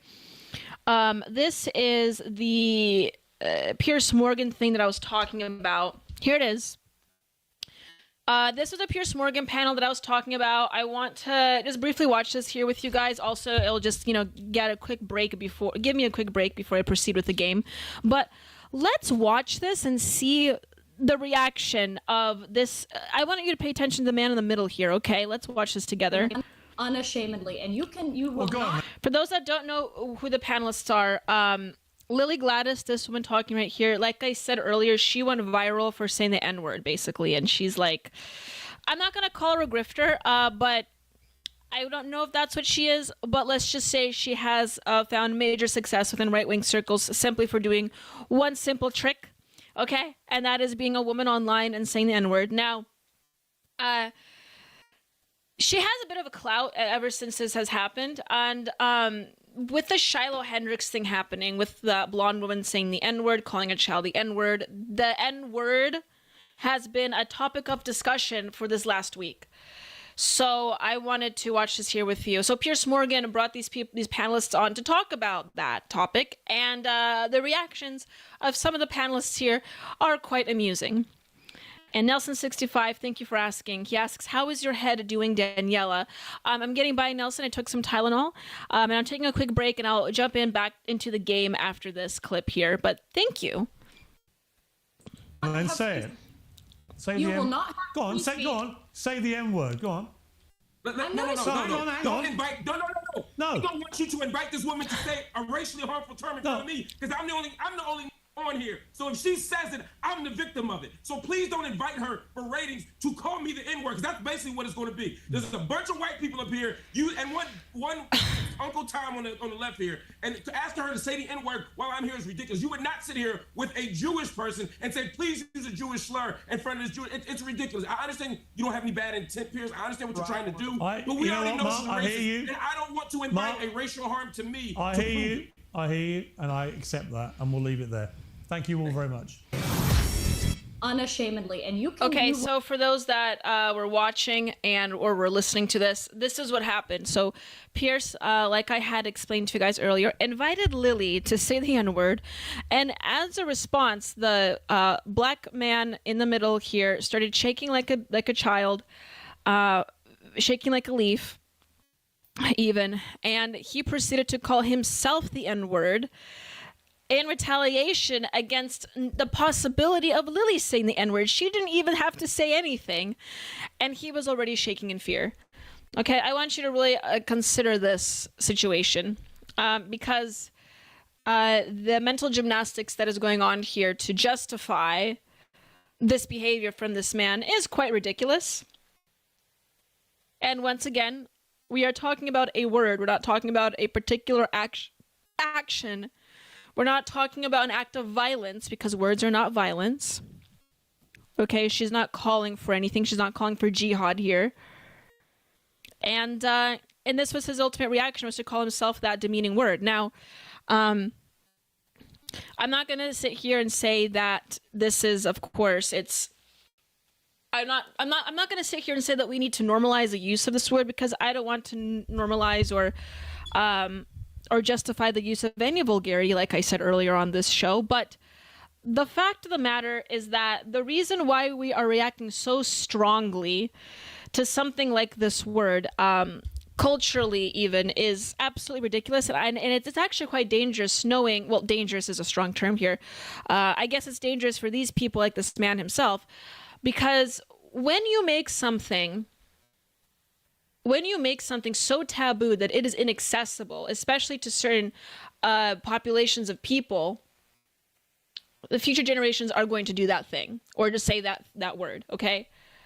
And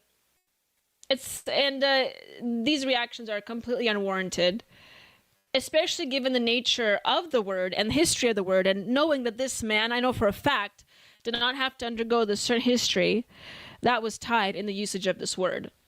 He may know about it. He may, through cultural osmosis as well, and through the education system, he may be aware of it, but he's never actually experienced the potential vitriolic or violent effects that does come from the history of using this word. It has nothing to do with him.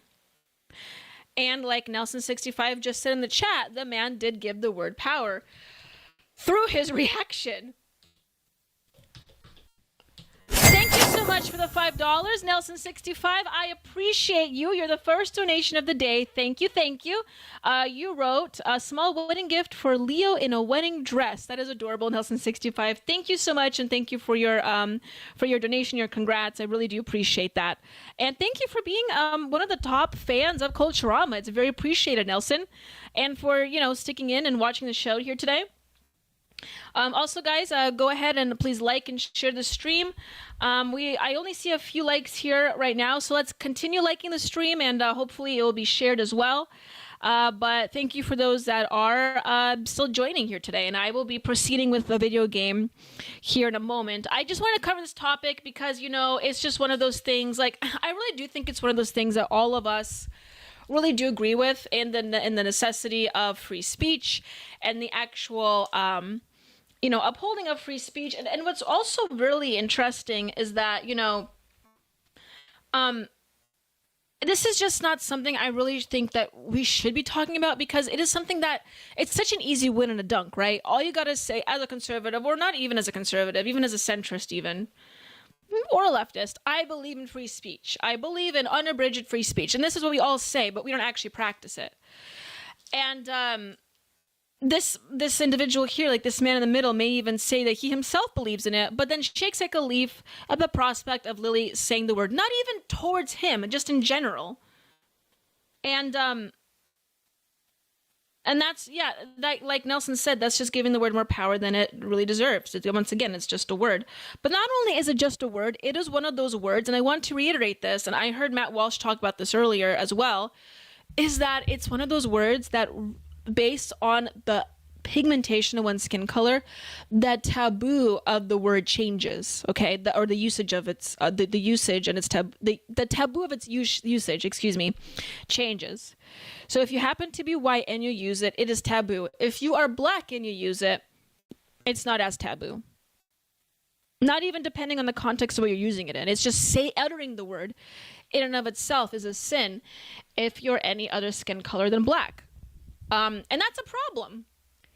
I think that's a problem, and that's sharing a message that a lot of Americans just don't want to hear, but especially the younger generations. When you treat something so much of a secret, and you can't even say the word, younger people are going to do that thing, say that word, do that behavior.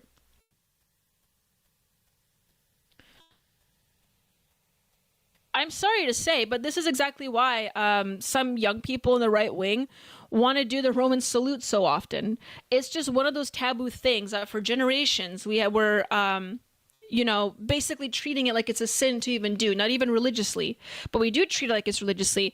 And now we have younger people, Generation Z and whatnot, doing Romans, okay, in various right-wing circles. And if you guys don't believe me when I say that, go to any Turning Point event and you'll see it. Like, I'm sorry to say, but that's just what young people are doing because they like the absurd nature of it. They like the absurd nature of doing something that they're told they can't do. And you see the same thing with any conspiracy theory as well. Questioning narratives is cool because it is taboo. It is shunned from society, and people like doing things. Well, certain types of people, there's an archetype of person that does this. They want to do things that push the envelope, or they want to seek knowledge where it's usually have been told that they can access those sources of knowledge or engage in behaviors that they don't want to engage in. And I'm not talking about sexual degeneracy here. That's a whole nother thing I don't want to touch. That's a whole other thing, okay? Degeneracy is its own problem, and the taboo nature of certain degeneracies is a completely different rabbit hole of what I'm talking about. I'm talking about more sources of knowledge and ideology and political action is what I'm actually talking about. And do those things go hand in hand? Sometimes. But for the most part, as far as the N-word is concerned, or like throwing Romans, things like that would be deemed highly culturally, socially, and even ideologically taboo in the United States. The reason for its taboo nature is why younger people are doing it, even ironically, and I'm not saying that young people that throw Romans are automatically Nazis. I'm not saying that. But what I am saying is that they are flirting with the notion of even doing something that's considered undoable. And whether that pipelines people into darker aspects of the political spectrum, that remains to be seen. But, because a lot of these people that are engaging in these behaviors, they don't have political power or positions to implement certain policies to do those that are in relation to those political ideologies. However, they are engaging in behaviors that they were told not to do because it appeals to them because it is inaccessible. And young people, if there's one thing they love, that is inaccessibility. Okay, so, just for the people like this man in the middle here, I just want to let them know if there's one thing you want, and that is for someone to not say something or do something, the last thing you want to do is make those things inaccessible, because as human nature shows, the first thing people want is something they don't have, especially younger people. And those are the people that are going to have positions of power at the end of your life, in your most vulnerable years of your lives. Perhaps the best way and the wisest thing you can do is not to treat certain words or certain actions like it's the worst thing imaginable, like it's worse than rape or killing someone, right?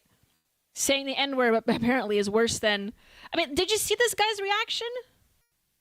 Watch this again.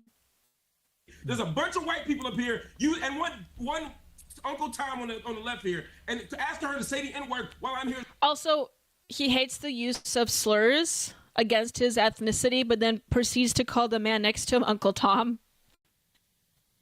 Where's my clown sound effect? Here we go.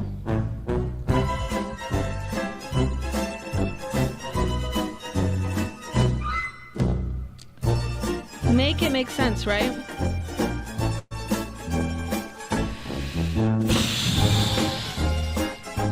Nelson65 writes, it's like he who must not be named. There are some people that like to push the border of being offensive. Exactly, Nelson. Replay the video and watch the second black man at the second to the left blonde and the reaction to his reaction. It's ridiculous. You would not sit here with a Jewish person and say, please use a Jewish slur in front of this. I don't know what that flag says. I'm assuming it has a bad word on it or the slur on it. I have no idea why they blurred it out. It's ridiculous. I understand you don't have any bad intent, Piers. I understand what you're trying to do. But we already know she's racist. And I don't want to invite a racial harm to me. I hear you, and I accept that, and we'll leave it there. Thank you all very much. Piers Morgan knows how to make good TV because, he goaded her. He tried to goad her. Obviously, the middle guy wasn't a team player, but alas, he tried to make good television. Anyways, you guys, okay, let me go forward with the game. I know that's what people are watching, want to watch, and tuning in today. It's the Hollow Knight game. I just wanted to show this first of all to take a break off the game because of my head, but also this is a topic that I missed. Also in the news that I missed was H3H3 and Hassan Piker. I think they had like a debate or something. I have no idea. I didn't cover. I am so upset that I missed this last week because there was so much happening last week that I could have covered. Pope Leo, okay? By the way, the name, come on you guys, huh? Pope Leo, come on. Monster kill. Amazing name for a new pope. I'm not Catholic, but we could have had a really great Catholic stream.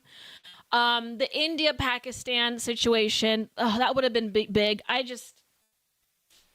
What a week to go on vacation, right? Anyways. Nelson65, I actually play solitaire while you play the game. I enjoy listening to you. Love your voice. Thank you, Nelson65. That is so kind of you. Thank you so much. Okay, let me open the game up now. Change the audio back.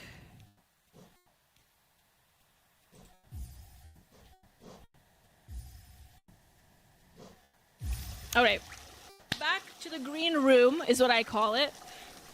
I also have a green room. I play this game in a green room. I've had people tell me that they don't like the color of my walls. I can't change that, okay? But what I will say is that it does make for a very good green screen background, alas. Okay, let's try to make some progress as we get here because I don't want to just play the game to play it. I do want to make some progress. I know there are Hollow Knight fans that watch me, so I don't want to be too unfair to them.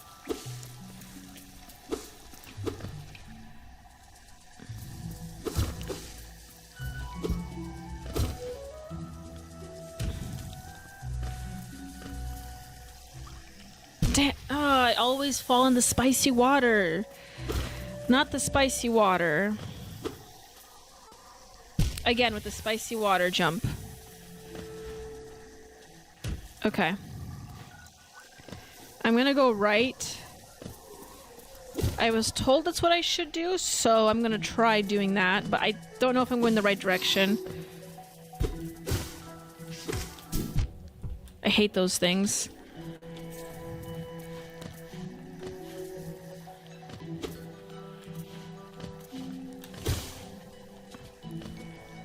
I was already here before.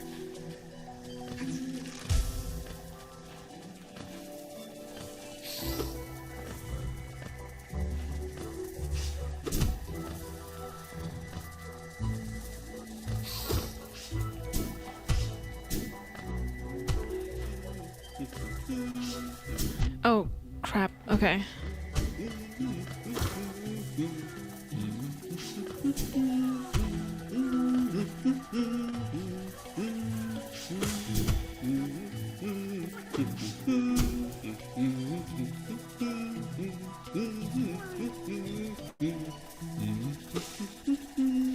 Monolith is asking me how was Las Vegas. Great, Monolith. I actually didn't spend time in Las Vegas. I just was in their airport for like a couple hours for a layover on my flight back. But fun fact, I did visit Vegas maybe like 7 times before, and I do very much appreciate Vegas. It's a very fun place.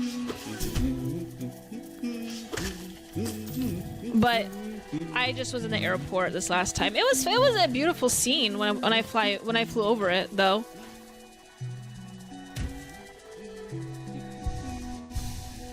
But thank you for asking. Kill something, writes Nelson65. I can do that, Nelson. Watch this. There we go.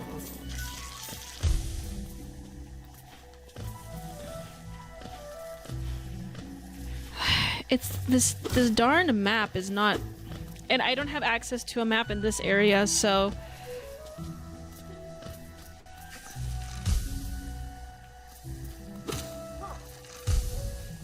gotta kill the stink bug here.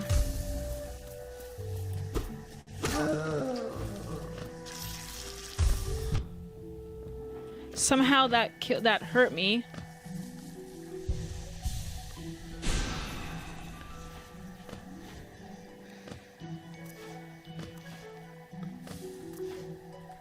Okay, I'm going backwards. There has to be a way to get past this map.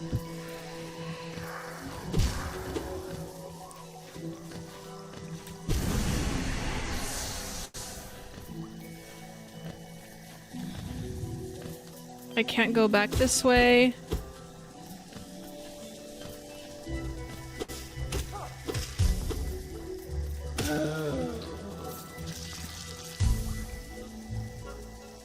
Bottom of the ledge room.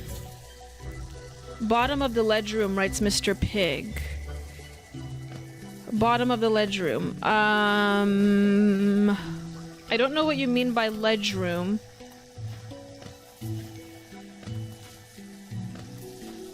And there's no map I can reference. Damn. I'll go up this way.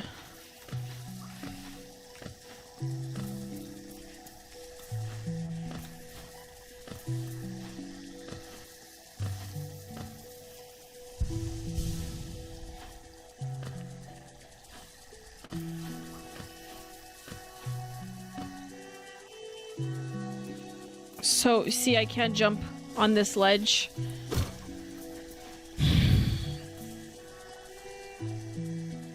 The left you can't jump to. Yes, I'm right here. You want to go in the bottom. You're saying that I should go in the bottom of this. So that wasn't healing water then. No, Nelson, it's actually the opposite of healing water. It's water that can kill you. I think it's acid.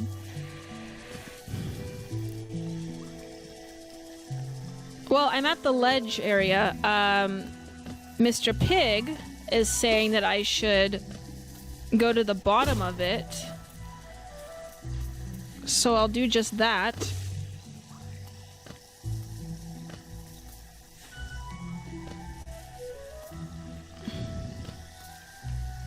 Once again, hit the water.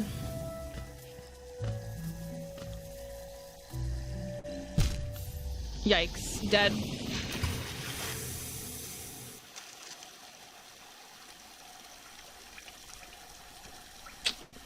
Well, we're back in square one, everyone.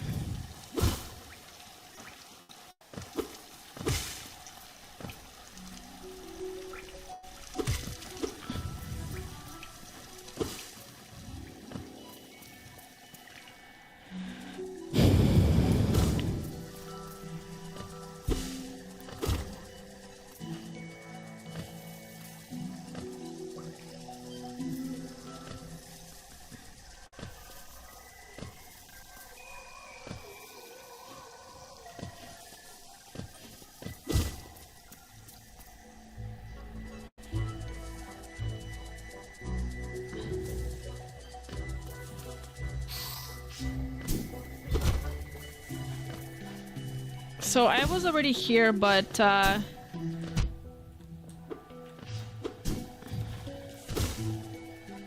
there's nothing I can do here either. Not only that, but I'm getting severely molested by these wasps, I guess. Yeah.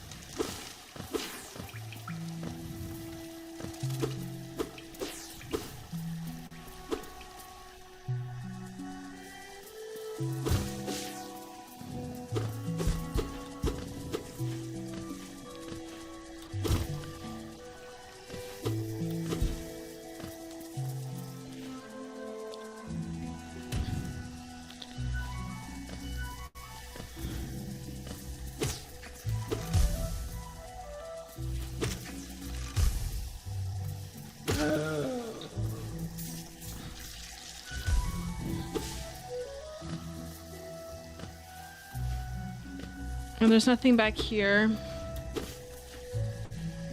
Damn, what is going on here? Why I'm just going in circles, it seems like.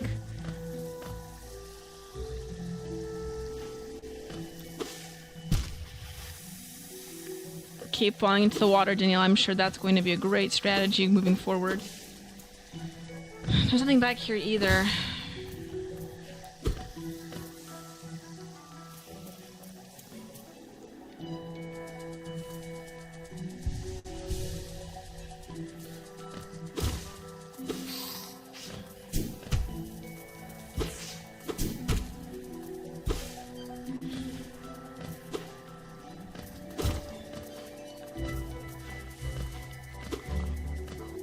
I'm actually putting together a Mother's Day gift for Mom. Oh, Bruiser 55, that's awesome. What did you get your mom? It's a good thing you're doing that now.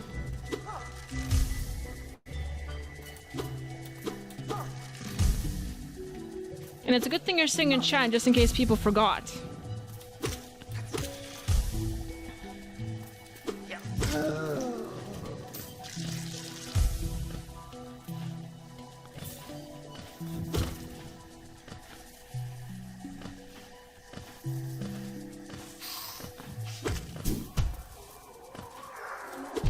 Whoops.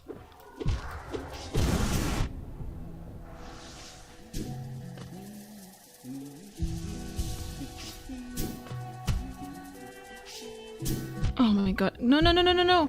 It pushed me off the thing. That was rather rude.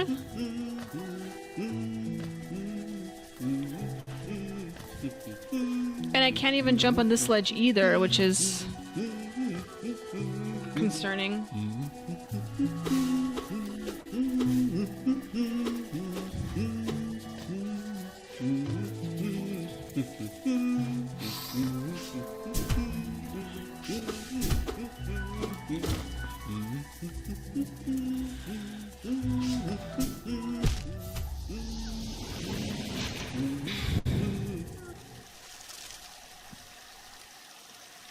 There has to be a way out of this room that's not.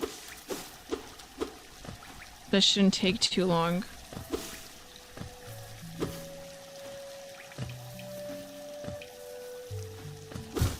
I feel like I exhausted all of my possibilities.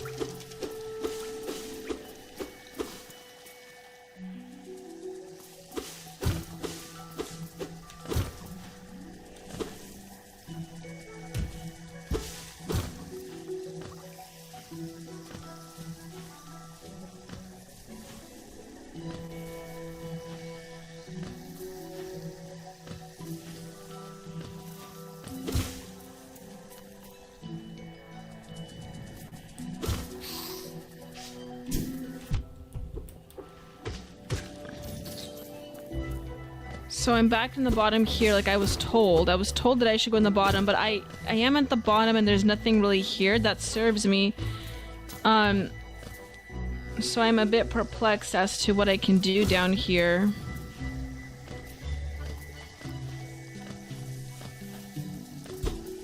There's nothing over here. I already exhausted that.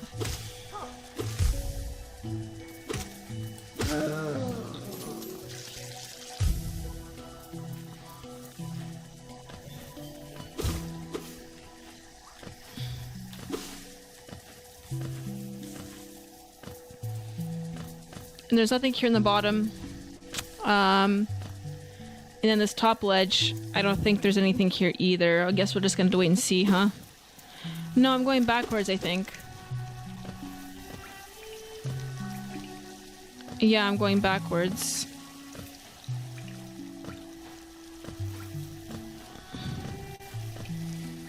Oh, come on now.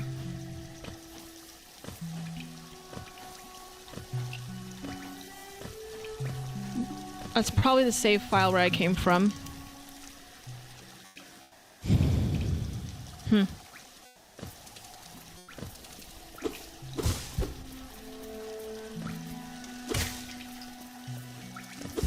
There's nothing here either. I'm just going in circles. There has to be a way out of this area.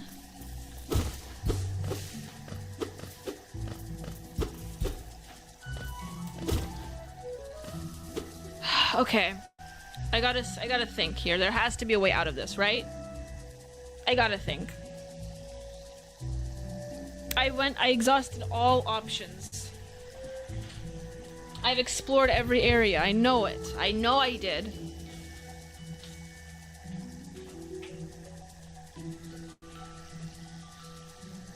There has to be something else. There has to be another area that I didn't explore.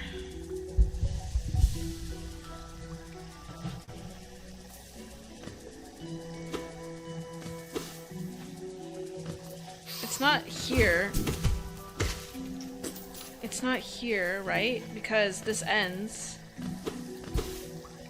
This ends. I can't go in the water.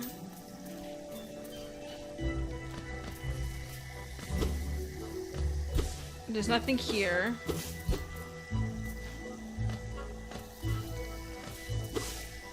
This loops. This doesn't go anywhere.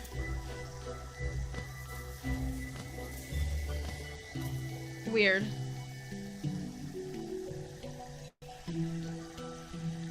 It's a mini toolbox. She's a sewing enthusiast, so I found a decal kit for that looks like the ones in the vintage sewing machines. That's very sweet, Bruiser. That's awesome. Nice. Very well done. I think your mom's really going to appreciate that. The size of it is also good for sewing supplies. I can't read. Sewing supplies. Very cute. I like that.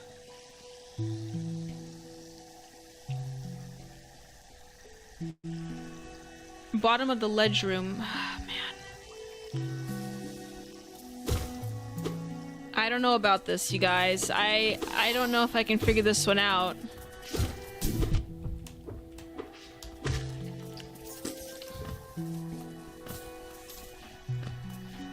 I was here already. Oops.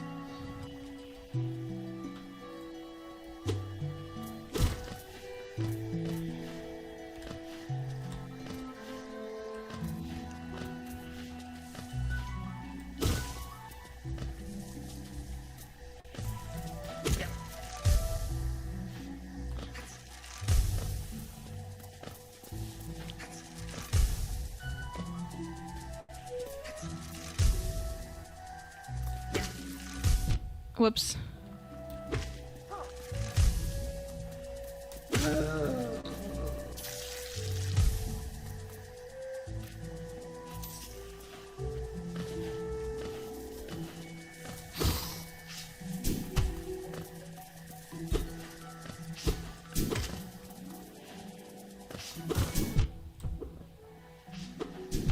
Whoops.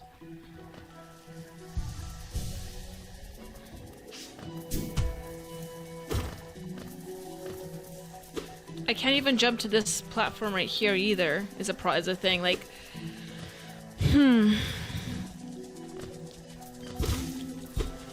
has to be another way. There has to be another way to get to this.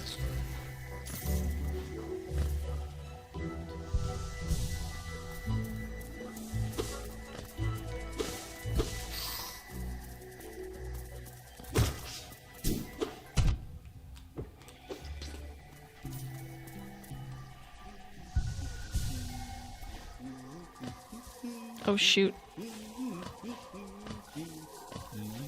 And if I go up here, there's nothing up here.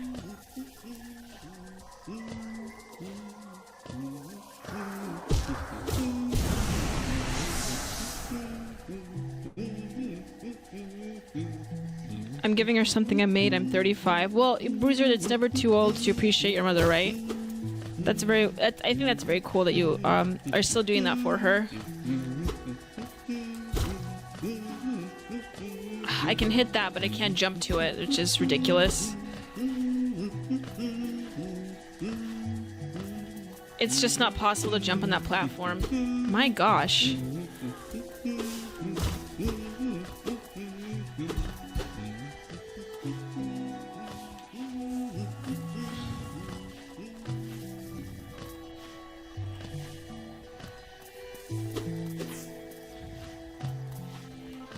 There's nothing up here. I don't want to have to Google this, but I feel like I'm going to have to Google this one because I really am a bit stumped here in terms of, like, the direction I'm going. Whoa. Almost died there.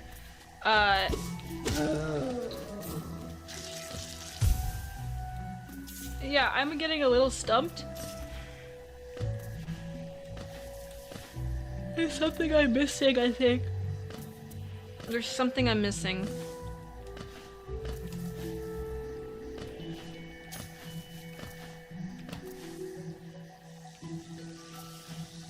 Because I did what Mr. Pig said. I went to the bottom. There's nothing else down here.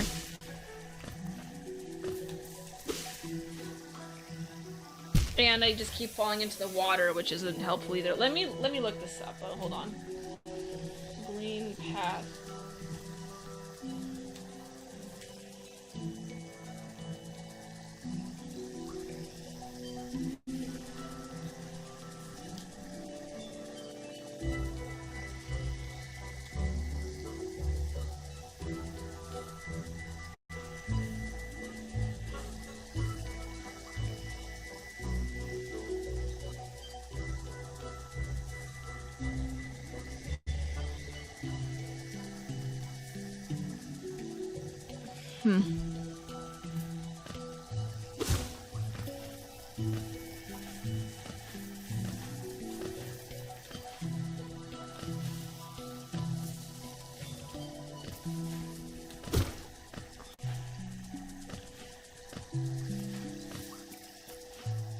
Yeah, not jumpable. Not jumpable at all.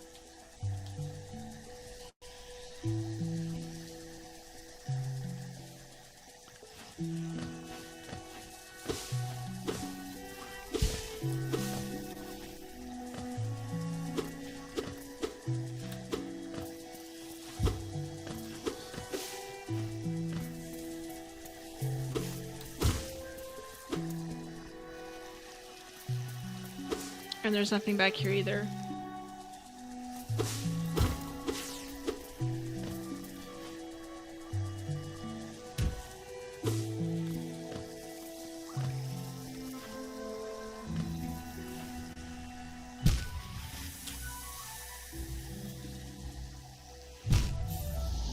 It's over. Well, this is quite frustrating. I must say, I am stumped here.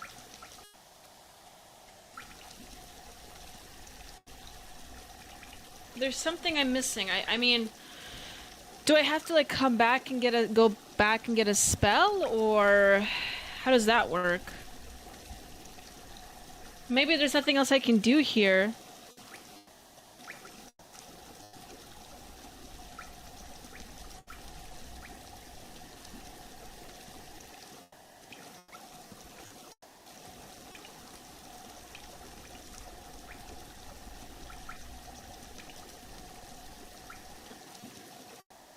In the southwest sector of the area, the end of the challenging path of thorns, where the knight can learn the great slash nail art. Okay, that's, I don't know where to go from there, but I think I'm gonna go back. I think I'm gonna go back to the other world, I suppose is what you call it. The crossroads. And maybe there's something else there that I could do. Guys, I'm starting to get a little frustrated with this place. There's nothing here for me.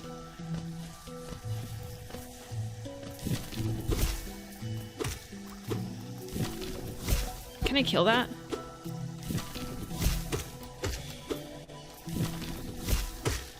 Nice. More coins for me.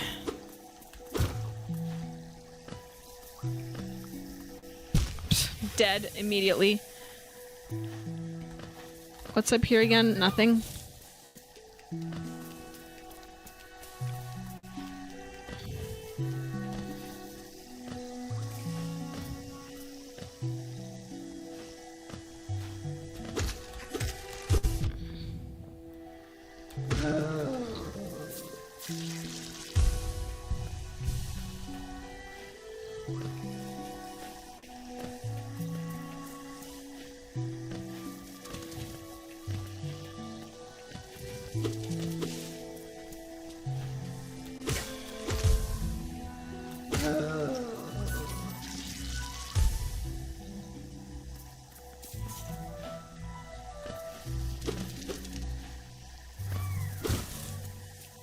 Oh, that's a dead end as well.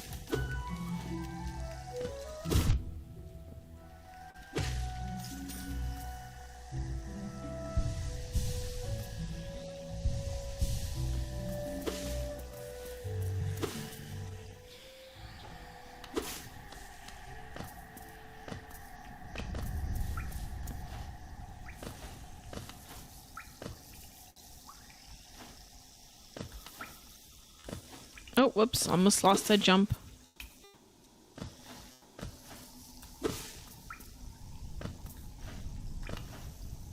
Oh my god. Don't miss the jump. There we go. Okay, I'm going back to the civilized world, away from the jungle. Wait, what happens if I fall? No, there's nowhere. Okay, there's nowhere I can fall, I guess. Never mind. Okay, let's see what we got here. Back to the Forgotten Crossroads, everyone. Because at least here, there's not going to be, hopefully there's not going to be any circles that I'm running into. I want to go back up, actually.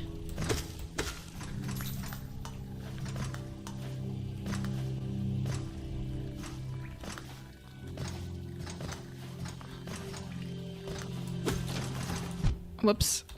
Hit a little stink bug there.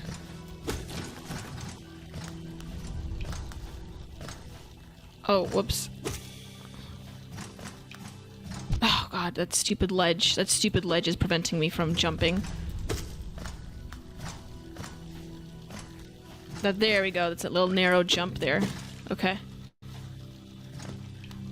Okay, let's go through this way. You sure do like swimming. Yeah, apparently I do, Nelson.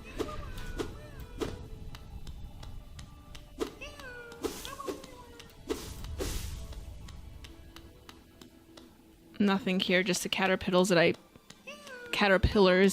excuse me, that I saved. I could never say that word properly.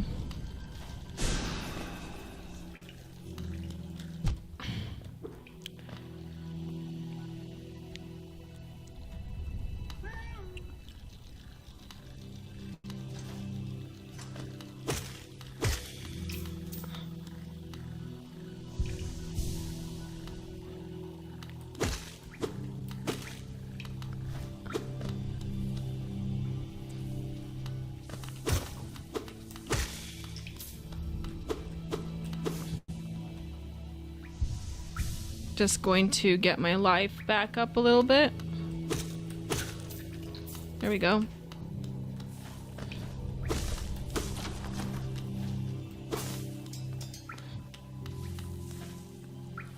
Okay, let's take a look at the map here. So, wonder if I should go back up. Probably. I probably should ascend here. Yes, this is what I'm talking about, the windy world.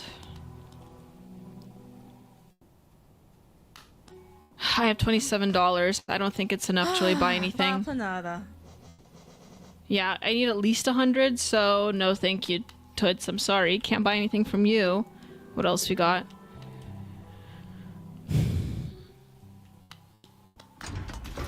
Oh.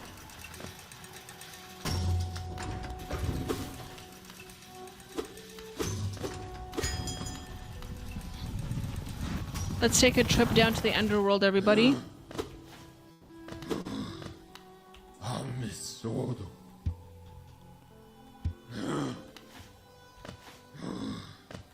Is there nowhere else I can go?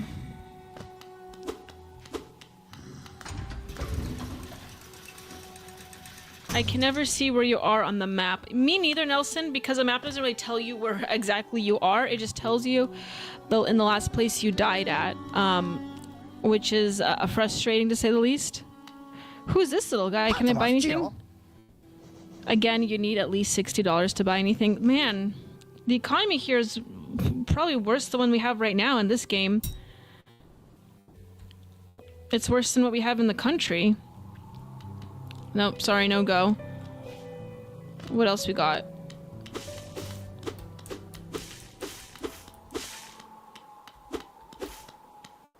Okay, we have a few ruins here and we're exploring. Nothing else.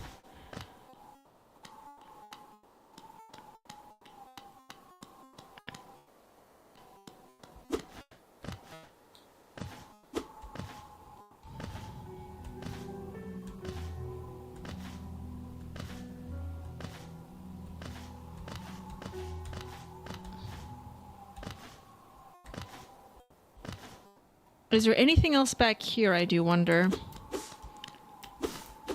Inspect? Let's see. A stone door with a simple lock. Well, that's all we get. A stone door with a simple lock. I don't think I have any keys in my inventory. Guess we're going back down here. The Forgotten Crossroads. Okay.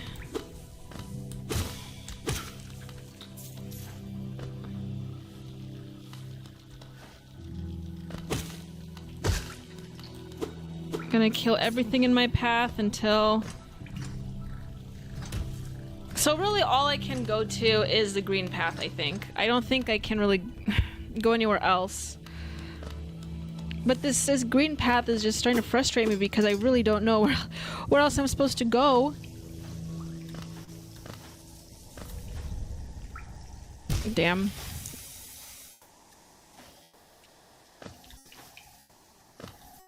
Oh, why do I keep doing that? Why do I keep swimming? Wait, can I... I will admit I do like cutting the vines. I think that's pretty fun.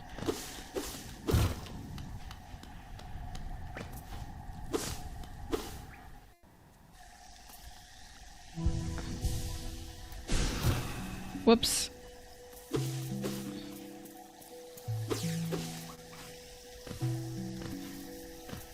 Okay, there's nothing back here, right? Wait. I have to kill that thing. Nope, it's gone.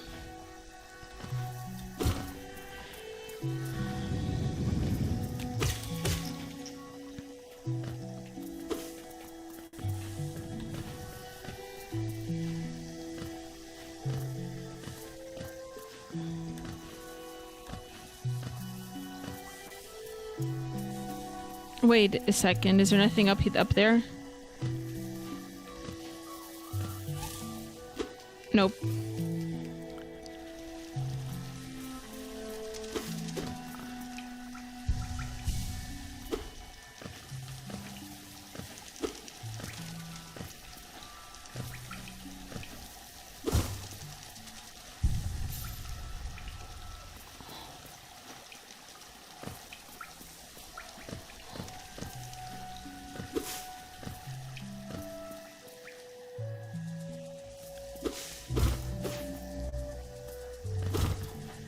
And we're back to ledge that I cannot access. So this is a part of the game where I need to really focus, because there's just nothing. I feel like there's nothing. I feel like I'm missing like a utensil of some sort, or a spell, perhaps. I just got a spell, so that can't be it.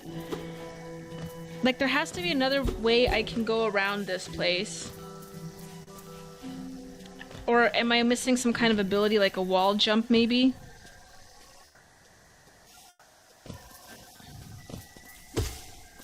Yeah.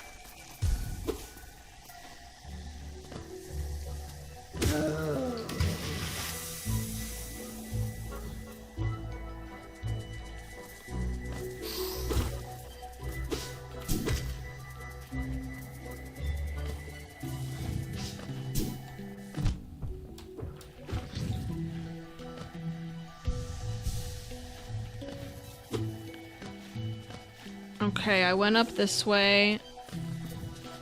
I broke all these platforms. Oh, whoops. I broke all these platforms down.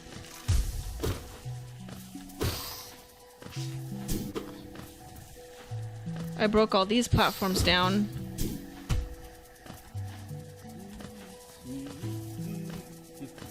There's nothing up there.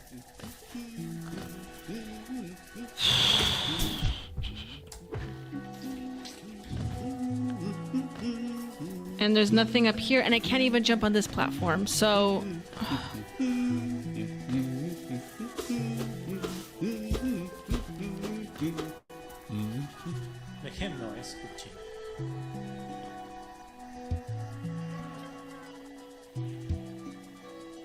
I don't, and I can't. Oh wait, I can't purchase the map. This seems kind of Cuphead-ish. Does it, Fiery Waco? I would say it's easier than Cuphead actually, but it's called like a Metroidvania kind of game where you like explore the area, jump on walls. It sort of has a Metroid vibe to it if you've ever played. Yes, there are boss fights, Fiery Waco. I don't know if you remember the previous couple streams I played this game, but there are boss fights. But it's mostly just an exploratory game.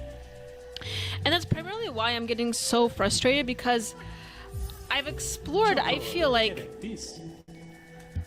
I've explored every aspect of this map. I feel as though I've explored everything, and I feel like I'm going in circles now, and I don't exactly know why.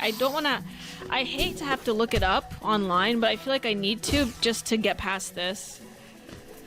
Unless I'm missing any special abilities to get past this, but I don't think I don't think I need any special abilities. I mean, I do have the soul thing. I don't know, the soul machine gun that I got from the Voodoo Master, or whatever it's called, where you know, that thing that I did where there's like a ball of energy that comes from my chest. You know what I mean? I have that.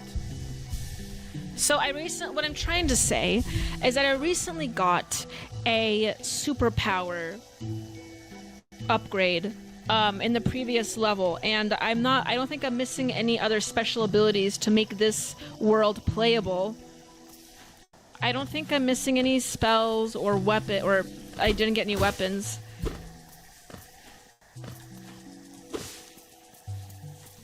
So I'm not sure what's happening here, but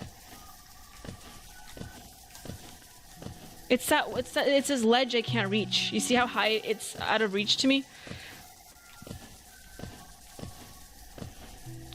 So this ledge is too high to reach, and I don't know, and I know I'm not supposed to be able to reach it. Yeah, Fiery Waco, I hate to have to look it up. I feel like I'm cheating too. I shouldn't say that I should look it up, but I kind of feel like I need to look it up to make this playable. I really don't think, oh man, I really don't think I'm supposed to be able to reach this ledge, because if it's this hard to do it, I don't think the game, see how I barely make it when I run and jump, and I can't run. I can't speed up my momentum, so I can't reach it. It's right. This is the only part of the map that I haven't reached, by the way. So, I don't know.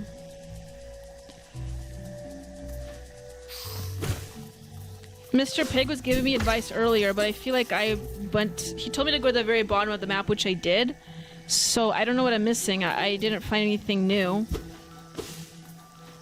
Unless I genuinely just have a low IQ and I can't play this game.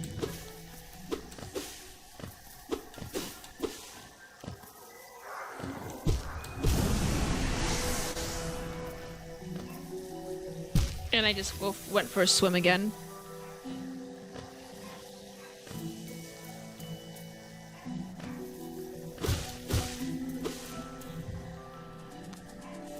There's nowhere else I can go other than here. But this place also has a dead end and a ledge I can't reach. Also, so...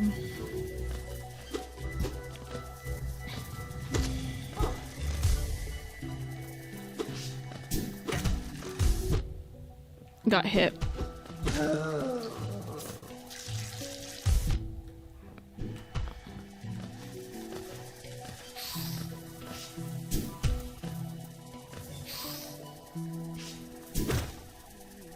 Oh, jeez.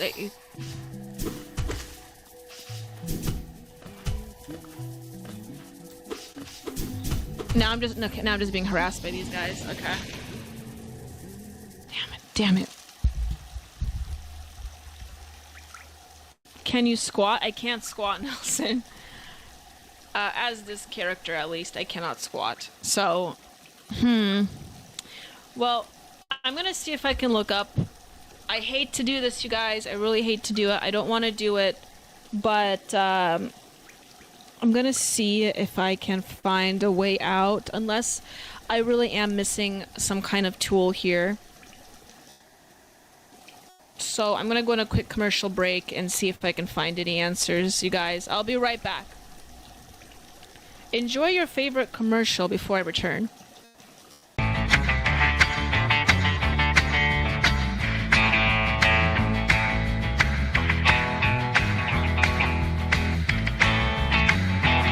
Well, here comes Daniela like Marilyn with a twist. She's got a master's degree and a style you can't resist. On Culturama, baby, we're shaking up the scene. So hit that like, make it click, you know what we mean. Like and subscribe, come on, don't delay. With Daniela at the helm, we're leading the way. It's Culturama, taking back tomorrow today.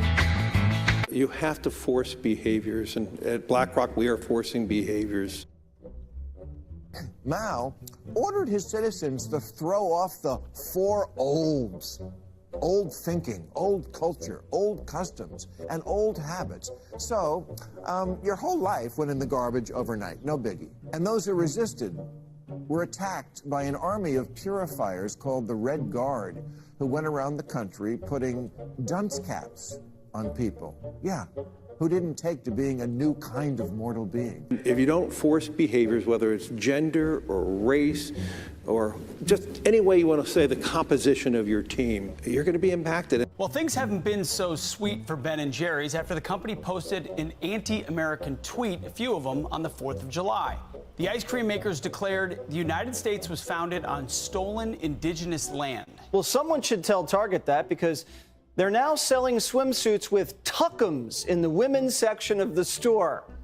And they even have a line just for kids. Yeah, we're going to reach out to Ben & Jerry's and ask them how they can live with themselves as they operate a multi-billion-dollar company on stolen land while declaring other people give up their so-called stolen land. This is the child section. This is literally the kids section. I'm next to a literal onesie that says whatever the hell that means. We have glad you came out, and I'm so happy that you're queer. In the kids section. Are you kidding me? I'm sorry, but pride and toddler don't belong in the same sentence. Good news! Starbucks will offer its workers reimbursement of travel expenses related to accessing abortion and gender-affirming procedures. Kyle Rittenhouse was seen wearing a Black Rifle Coffee Company shirt, and they wanted to distance themselves from that individual. Key employees at the company also were donating to Democrats. Hayford doubled down on throwing many in his base under the bus, describing them as racist and a repugnant group of people.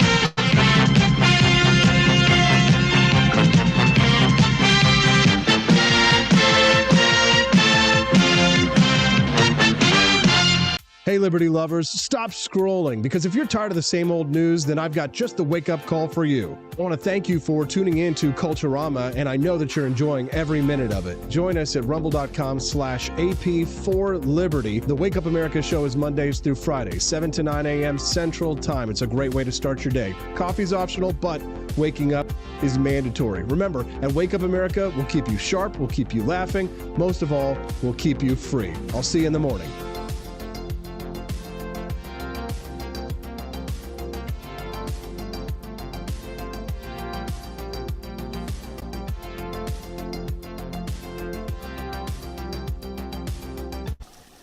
Okay, you guys, so I watched a tutorial on how to get past this level or this map, and I don't know if it's just what this particular person said to do, if it's the right thing to do or what, but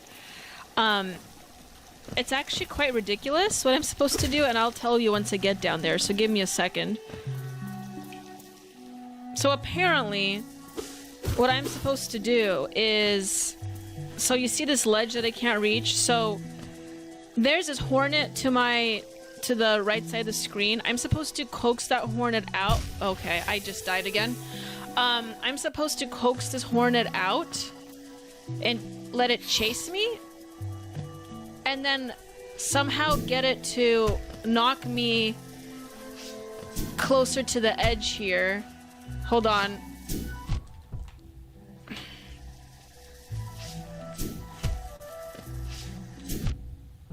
Now, I hate that. I don't know if this is what I'm supposed to do, but that's what they said I'm supposed to do, so...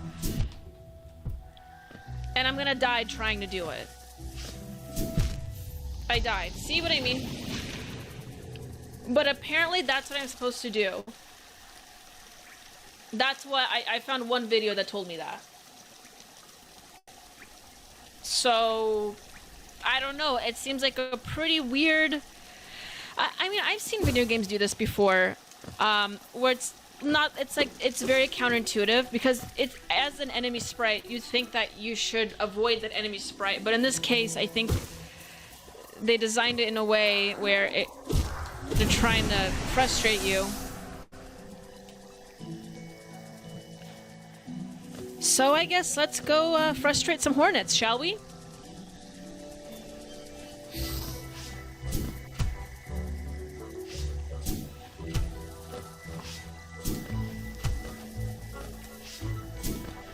Wait. Let it come closer to me. Well, I don't know if I'll be able to do this, honestly.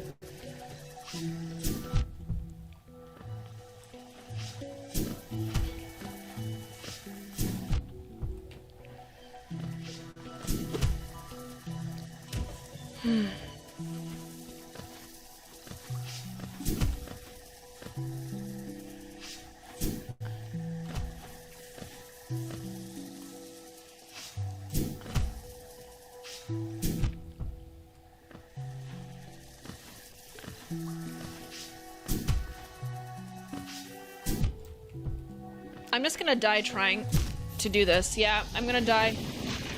Hello, Daniela, driving now but watching on my phone. Welcome, Rowhouse, to the stream. Very good to see you, Rowhouse. You've missed all the N-word dialogue I've already had here on this channel. I'm sorry, on this stream today. We've talked about the Lily Gladys situation. We've talked about, what else did we talk about politically? I did talk about Spirit Airlines as well, and my experience with their customer service. Not a lot of news coverage today since it is a gaming day, but I am trying to get past this level here.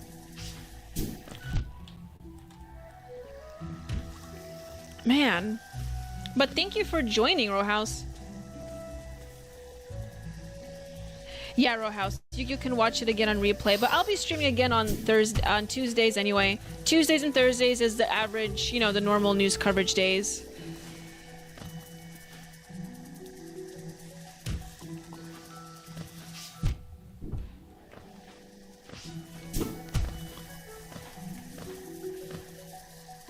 Let's see if I can get this wasp to actually... Nope, I killed it. I don't even know if I can make it to the ledge here. I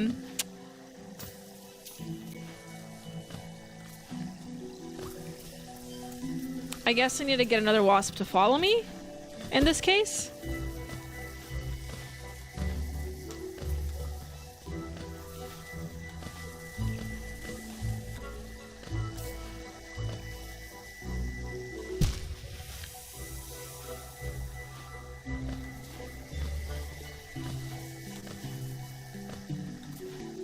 Did you mention how that black guy totally lied? He said Carmelo Anthony donations were for a fair trial. I did not talk about Carmelo. I did not talk. Well, I did touch on it actually.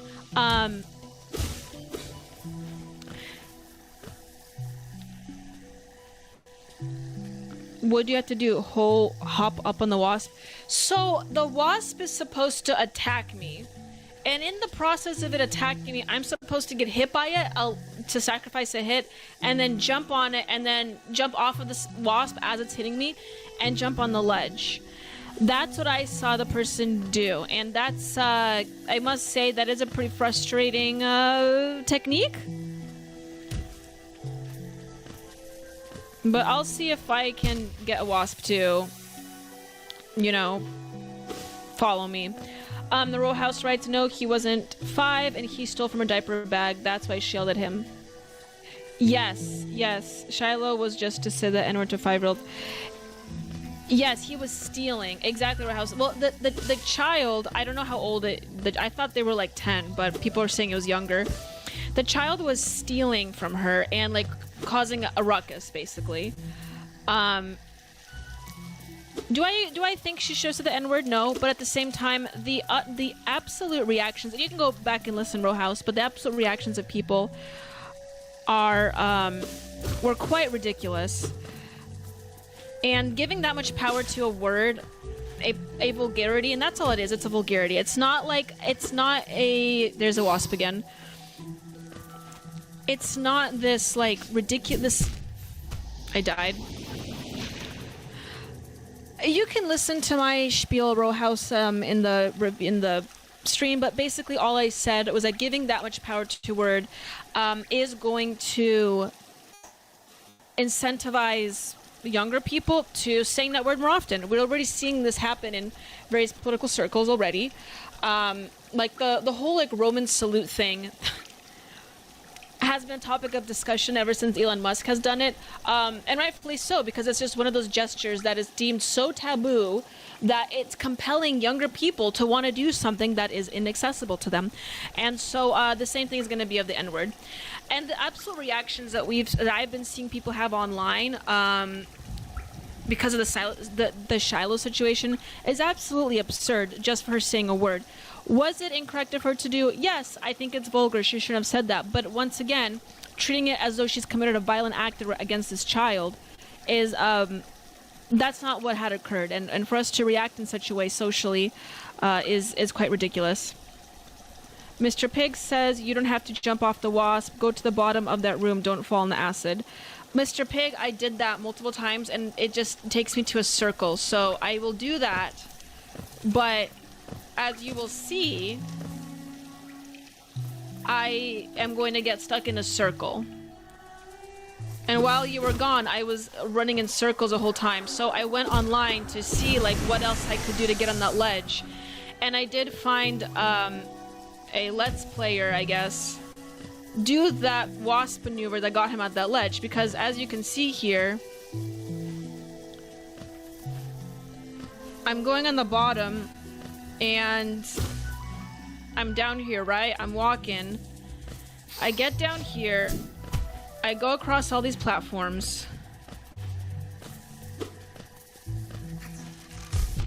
Wait, let me get past the stink bugs for a second. Okay, so there's this ledge I can't reach at all. And if I get up here, it just leads me to this area. Whoops.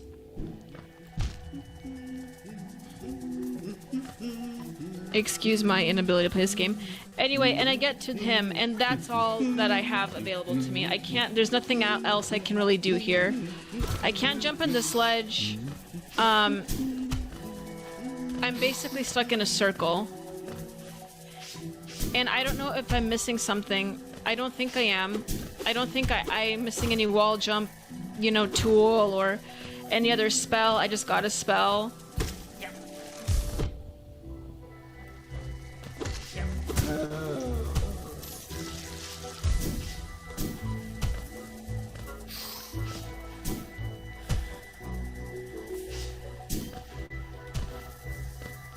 So I'm basically stuck here, is what I'm saying.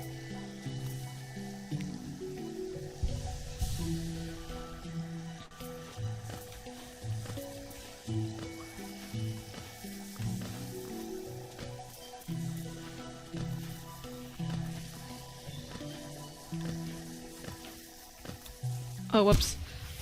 In Germany, you have to use your left hand to wave or call a taxi. Because waving with the right hand looks too much like a Nazi salute. Is that true? If that's true, that's wild. I know they have very stringent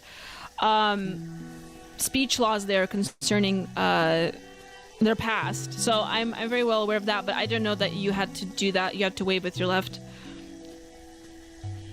That follow game looking better and better. It's Fire Waco. Well, Fire Waco, like I said, I do have an Xbox here with me, so I'm going to look into getting a monitor, another screen, so I can play and stream without burning out my laptop. But that'll be fun.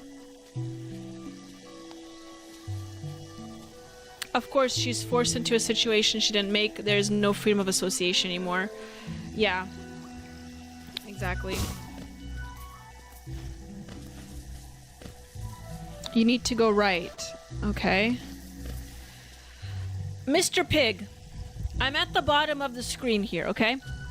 I'm at the very bottom of this world, this room, whatever you want to call it, and I'm going to the right. I just want you to observe. I'm going to the right this whole time, and I'm telling you, the more right I go, it won't do anything, you see? There's nothing here, I'm telling you this. Oh, I just landed at spikes though, but... I was going to the right the entire time and there was nothing there.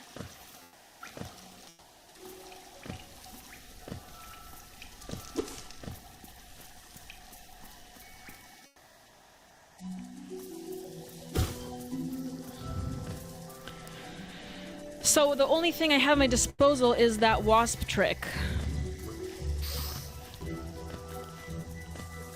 So I'm gonna have him follow me here for a second. Let's see if it works, you guys. You ready? Oh, and I just missed it. Let's try again.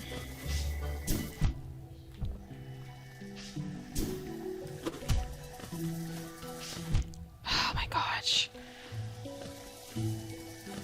I must say this is a frustrating method, but a method nonetheless.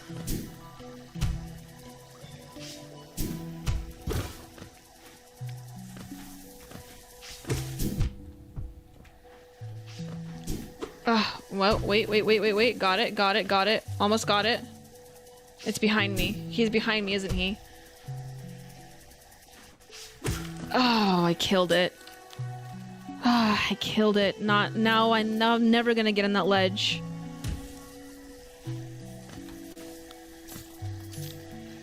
The wasp trick is a speed running tactic. Oh, well, you have to jump over him and attack You have to jump over him and attack downward to boost upward. It's hard. Well, yeah, it's hard, but I mean, I'm doing what you're telling me and I'm not getting any I'm not getting anywhere, so what am I supposed to do?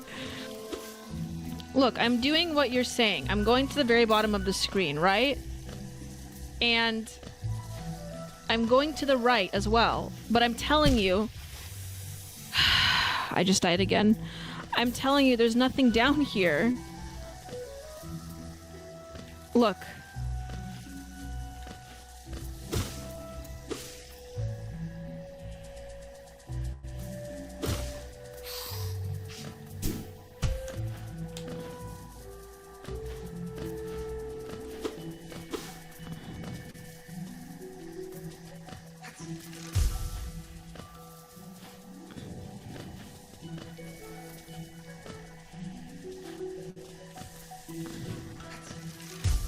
When you go back to the spikes where you died, jump on the log and go left. Okay. Let's see. Well, I think it's up here.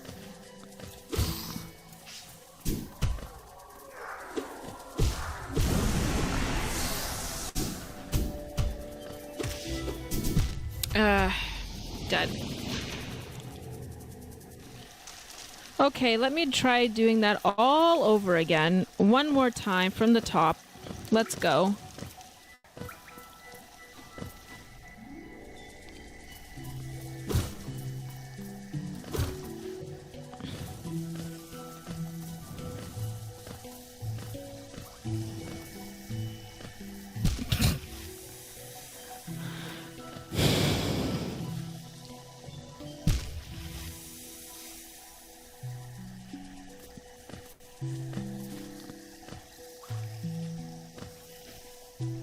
Why do I keep hitting the water? Oh my god. Okay, easy does it, easy does it. There we go, there we go.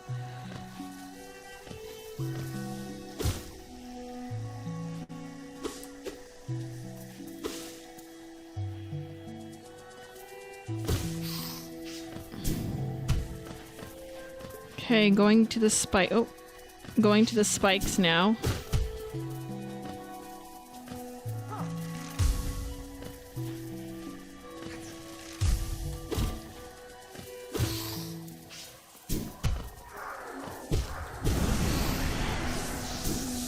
Okay. Wait, oh, wait, oh. No, no, no, no, no, no, no, no, oh no. Go back to the spikes where you died, jump on the log and go left. Okay.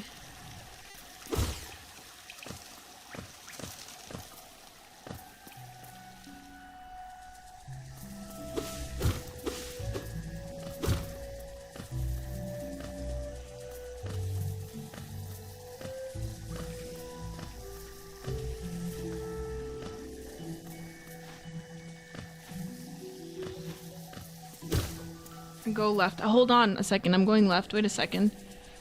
I'm going back because I know you're lagging, Mr. Pig, so you don't see I just died.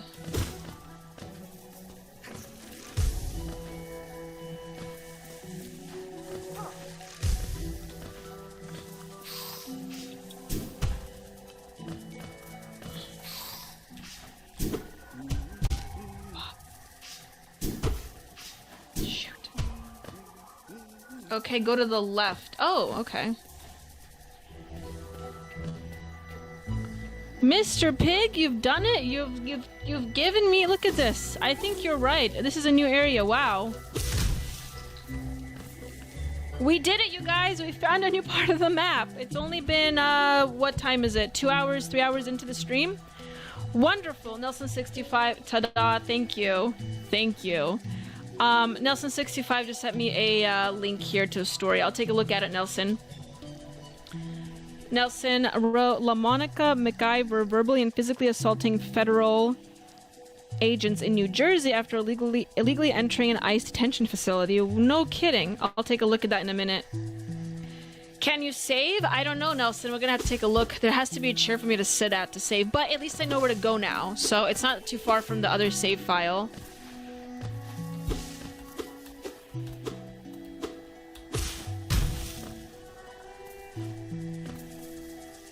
Oh, I just hit those spikes too.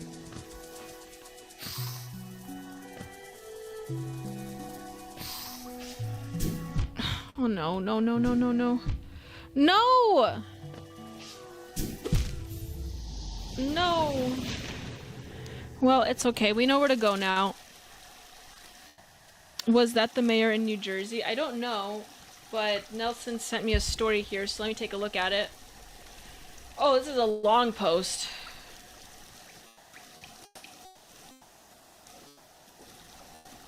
Benny Johnson wrote it.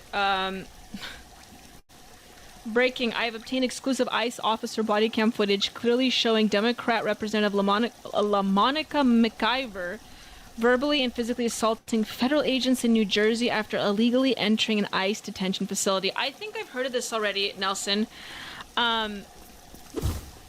Yeah, those needs to be jailed immediately. Anyone that gets in the way of ICE agents like that.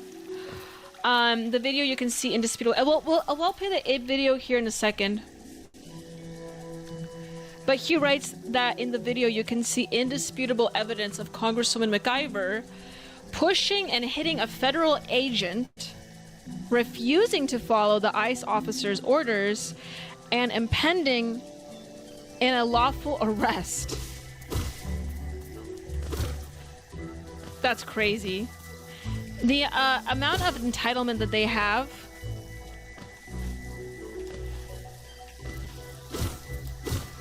is absolutely ridiculous, and to think that they are above the law somehow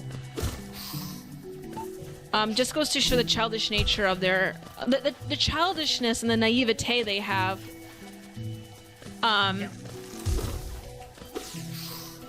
They have surrounding their professions and their jobs.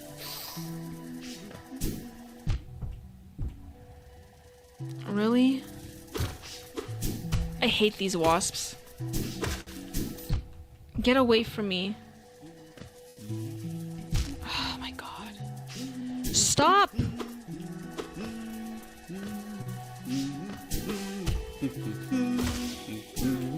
I hate these wasps so much. All of these actions, I'm still reading the post. All of these actions are flatly illegal under 18 U.S. Code Section 111 and carry heavy fines and prison sentences.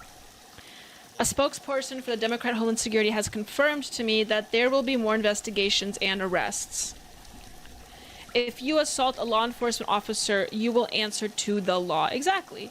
I have reached out to Speaker Johnson's office for an official statement or disciplinary action on disciplinary action from the House. This post was done by Benny Johnson, Turning Point comedian, but also Steve Bannon's protege. Thank you so much for the story, Nelson65. I'll play the video here. I thought they were mosquitoes. They are mosquitoes, Nelson. Good point. They're mosquitoes, not wasps.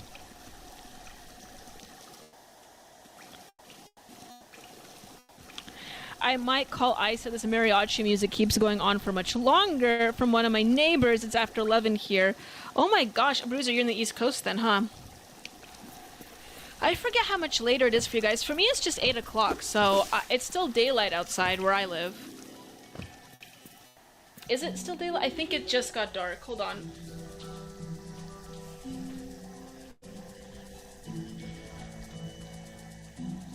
Yeah, it's still daylight. Like, it's getting dark, but,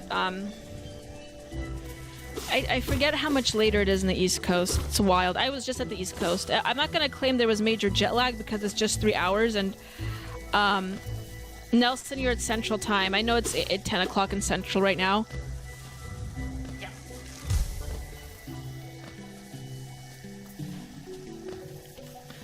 I'm not gonna claim jet lag when I was in the East Coast because it doesn't compare to real jet lag for when you internationally travel. And soon I will be internationally traveling, so I don't want to claim I have jet lag. Because, you know, that's gonna bite me in the ass, I'm pretty sure. But, it is crazy, the difference of time, even just me across the country. And it's amazing how much 3 hours can do. Like here, it's only 8. It's still daytime, and then knowing that it's almost midnight where you are, Bruisers, is just wild still. Wait, I have to get past these mosquitoes. I hate these guys so much.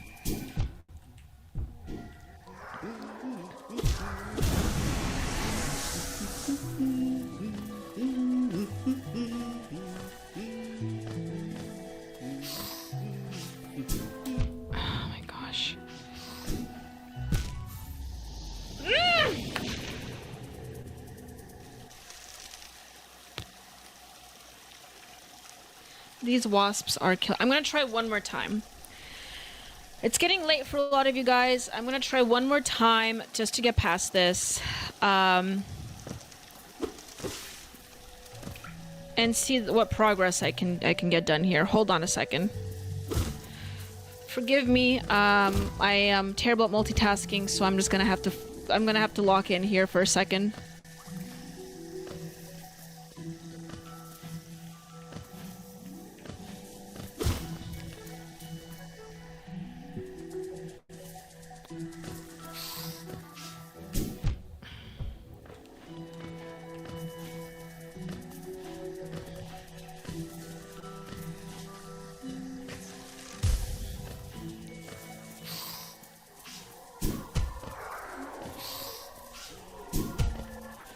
There we go.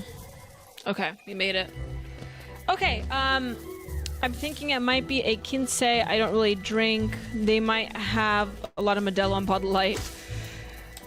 That's crazy. I'm sorry I have to go through that. I have sometimes noisy neighbors too, but nothing like that.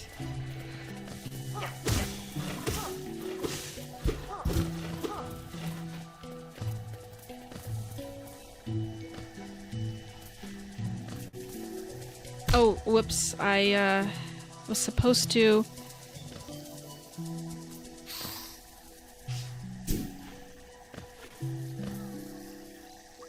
What am I supposed to do here? I can't jump anywhere here.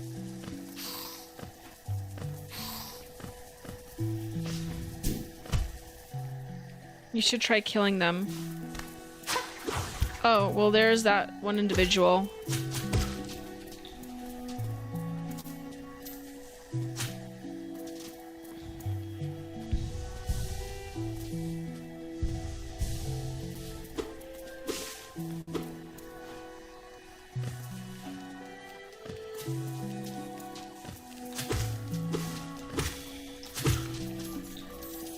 Whoops.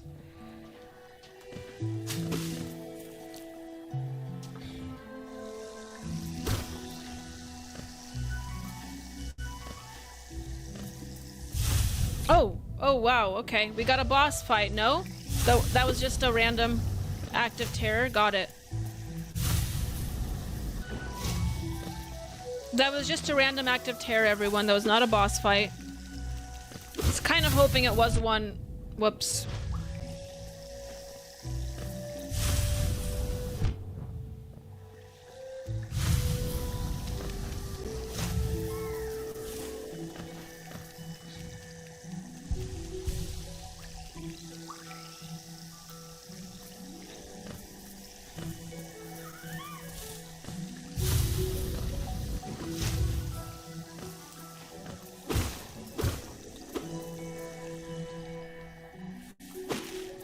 Am I supposed to follow this creature? I think I'm supposed to follow this creature.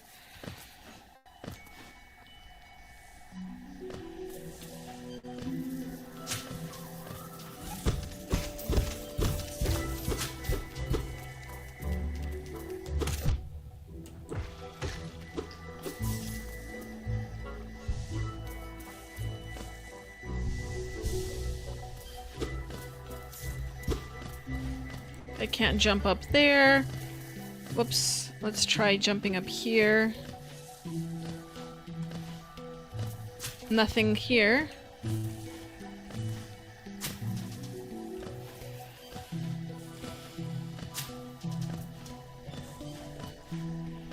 Nothing here. Oh, whoops.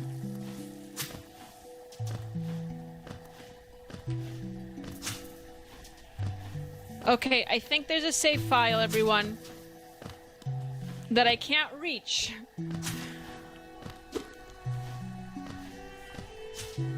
A toll machine. Okay, I don't have enough money to get through it. Great, so I can't save. I can't save it. I'm supposed to kill more creatures. No wonder Mr. Pig told me to kill things.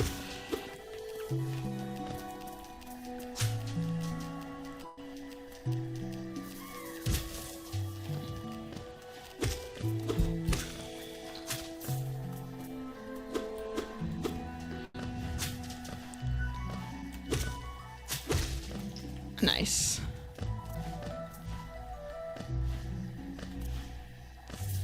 Give me the rest of my money. Okay, I need like 5 more. Someone give me a nickel, please.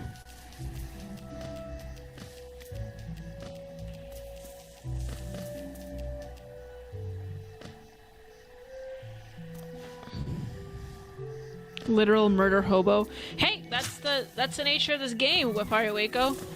It's kill or be killed. Don't you know that's how insects live like?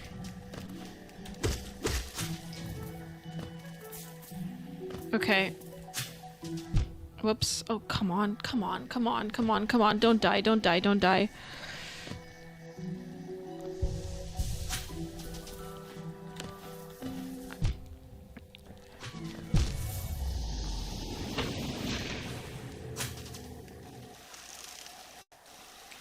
Nelson65, let's play that video that you sent.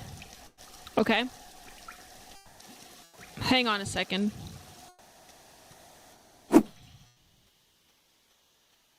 Let me change the... Whoops. Let me change the sound effects here, audio. Okay, back. Okay. I'm gonna play that, excuse me for my hair. I'm going to play that video, Nelson65. Where is it? Do I go in the Rumble studio? Yes, I do.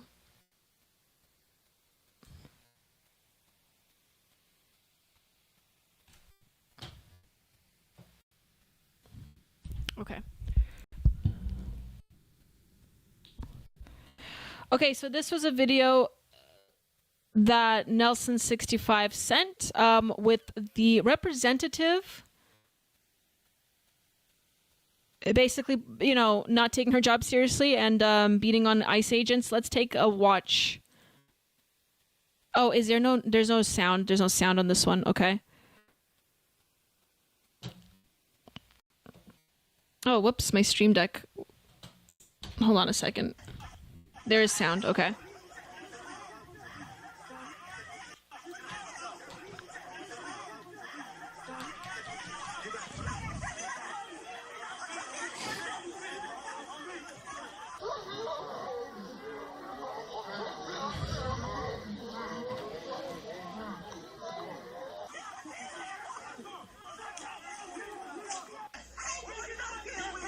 So the representative is the one in the red jacket. Hold on, Nelson. I pinned your comment by accident. There we go. She's the one wearing the red. And as you can see here, she's not very, she's not too happy. Not too, she doesn't have the decorum of a representative that you'd ordinarily think of. Okay?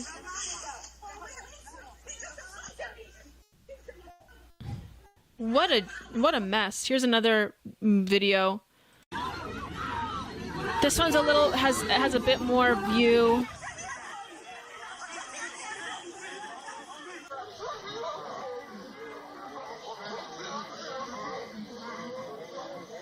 How ridiculous.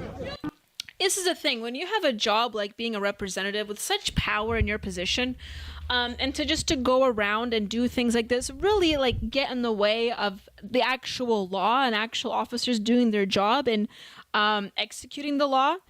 It just, I don't care if you're going to claim that you're working on the side of, you know, ethics as opposed, because she's probably touting herself as someone that is more ethically minded than you know, above the law, basically. That ethics is more important than the law. Empathy is more important than the law. But I'm sorry to say that's not what your job entails, okay? Your job doesn't entail breaking the law. If anything, it looks like you're taking your position a bit for granted, given that you embody elements of the government that creates the law. That is your job. It is not specifically your job to execute the law, but you as a lawmaker should not get in the way of the facilitation of that.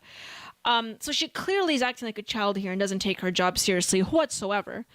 And if a representative does something like this, you shouldn't even take them seriously at all in their position. They're not, as far as I'm concerned, they're not a valid representative.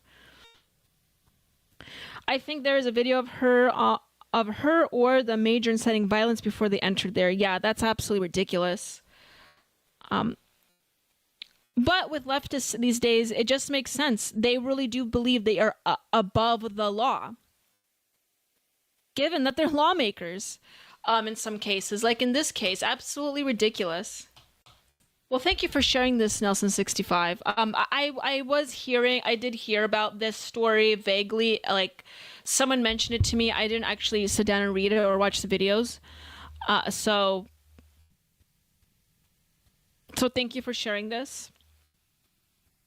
Oh, we have about almost 3,000 people watching us on Twitter, everyone. Isn't that exciting?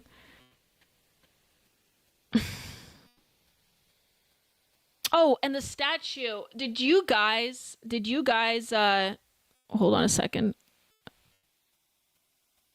Did you guys see that statue? Hold on. I'm going on my Twitter to find it. Because I talked about, where is it? This one. Well, this is from Milo tweet, but everyone's tweeting about this. So this is in Times Square now, you guys.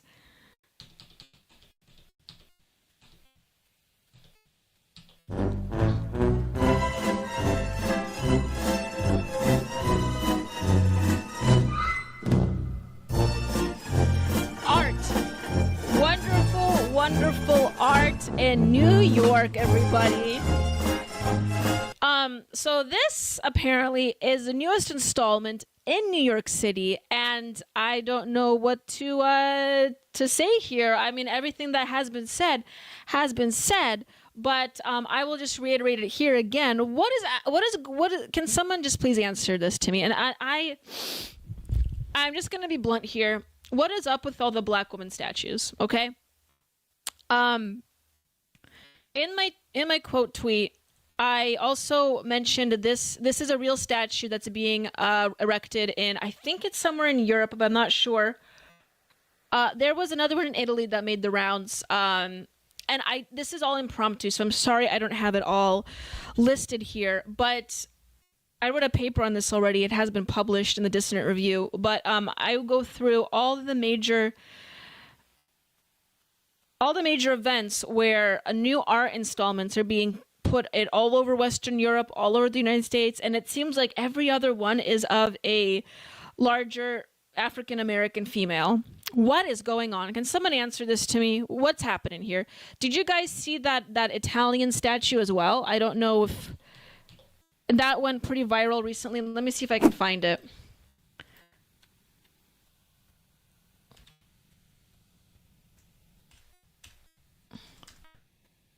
Oh, where is it? Let me see if I can find a picture of it. Yeah, here's another one. Here's another one. Oh, no, I don't want to download it. Yes. There's also this one. 13-foot bronze statue of black woman on her phone in Italy. So I've heard this was supposed to be, I don't know, this is just a Facebook page I found, but this is supposed to be commentary on, I guess, people being the boomer meme of people using their phones too much. But it's a black woman statue. There is, a lot of these statues occurring all throughout the U.S. and Europe. And I just want to ask why. Why is it this element only? And is it only because they're only taking art from minority artists? And if that is the case, why is it that minority artists only make art of themselves? You can make other forms of art. It doesn't always have to be reflective of who you are as a person or your identity. I understand that the creation of art, I am not like your traditional artist, but I do make art once in a while. I mean, I write, I paint. I like to make visual art. So I understand a lot of the art flows from places within your ego and your identity, because that's how you come to experience the world.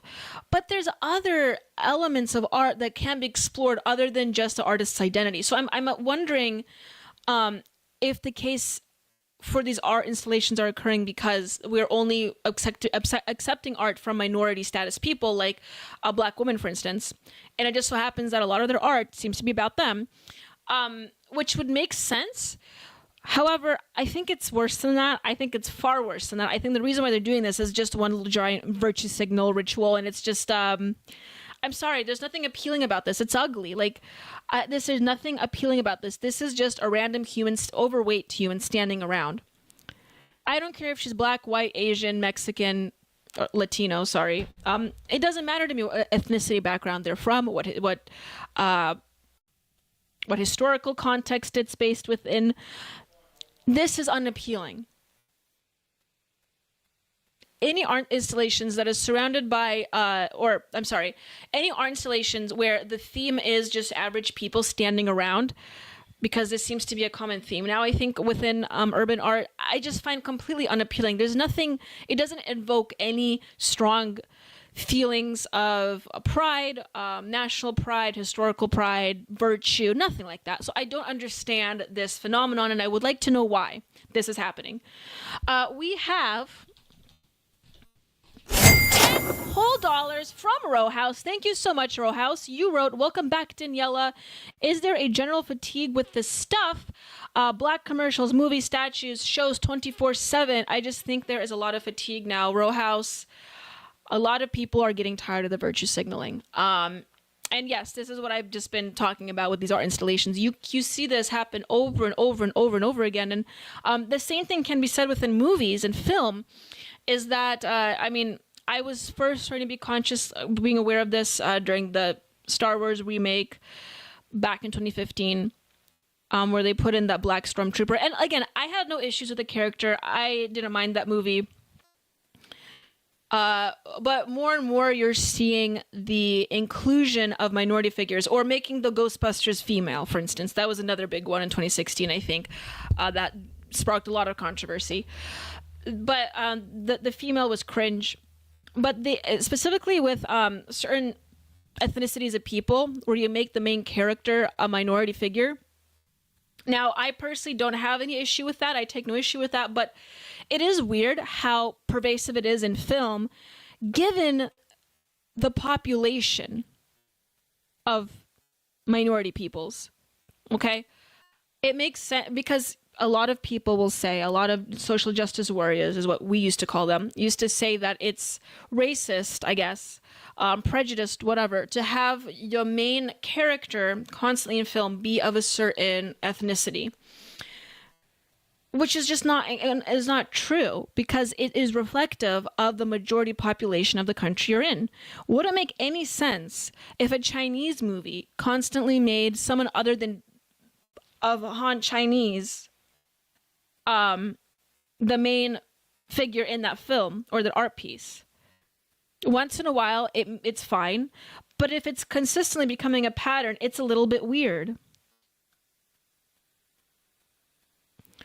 It is reflective of the main demographic of your country. Now, the American demographic is, drastically changing to the point where white will become the minority. And in that case, I guess it would make sense why film would make, for instance, Hispanic, the main subject or the main ethnicity subject of your film. But I'm getting ahead of myself. The point I'm trying to assert here is that I see this primarily happen in major public art installations where the topic is always a female who is of a minority ethnicity. And I just want to know why. It's usually black. It's not even like Hispanic or Asian. It's just black. And I want to know why this is. Very strange. And they are also redefining our notion of what is considered objectively beautiful, by the way. And I'm not saying that black women can't be beautiful. It's not that. I want you to actually look at this statue. It's not just because she's a black woman. Look at the clothing she's wearing. Look at her stance. Look at her weight. Okay? Look at the weight. There's a message being portrayed here beyond just the ethnicity of this art piece. Quote ethnicity, it's not a real person, but you know what I'm saying. What is the message that they're trying to portray here? It's the byproduct of continuous postmodern rhetoric that is creating art pieces like this, where once again there is no appeal to objective form of beauty or virtue, or any ideal, really. This figure is not fitting of any ideal, and I want to have ideals implemented back into our art again and reintroduced. We have another $10 from Rohouse. Thank you so much, Rohouse, for your wonderful generosity. You wrote, since she is in the news now, Daniela, would you be fine giving Lily Gladys on your show as a guest? I think you two could have an interesting conversation. Absolutely. If she's willing to come on, I could reach out to her. I did talk about Lily Gladys earlier on the show, on the stream today, and her appearance on Piers Morgan. I never thought about reaching out to her. I guess I could. I did have pretty big guests on the show before, including people like Sarah Stock. But I could get Lily Gladys on. I'd have to reach out and see if she'd be willing to do so. Now that Culturama is back on air, Nelson65 says it's intersectionality. The only thing that would trump her would be a trans woman of color. Very well said, Nelson65. That is another aspect that I'm missing here. Yes, intersectionality, no thanks to feminism, is absolutely... This is absolutely the byproduct of intersectionality. It is the oppression hierarchy. And I don't understand how people of certain ethnicities can really put up with that rhetoric. Because as far as I'm aware, as a woman, if I were to evaluate myself in the intersectional, hierarchy of oppression, right? I'm white. I'm able-bodied. There's a lot of things that I have privileges of, but I am a woman, right? So I could very well go around and say how I am. I have an unfair start in this world because I am a woman. But the last thing I want to do is view myself as a victim. And I don't understand why, because there's a lot of benefits to being a woman. So I don't understand why people like to view themselves in this manner as though they are a victim. These days, there are a lot of benefits of being black. A lot. Viewing yourself as a victim is a first step. Is a first step in the ruination of society. Because once you have entire swaths of people and entire demographics of people doing this, in a society where we go out of our way to buttress the underprivileged, as we call it, that's only going to uplift those that have no work ethic, that have no drive, that have no ambition, that have no virtue, because they're trying to game the system. And that's what intersectionality and oppression politics really does, is it allows those that don't have the ambition, the drive, and the virtue to actually make something out of themselves. They want to game the system to their benefit. And so they're going to pick apart or even create certain diagnoses for themselves just so they could be oppressed and then get that, the tugboat benefit, basically. And that's quite unfortunate. If you play the race card, you can get away with anything, says Row House. Exactly.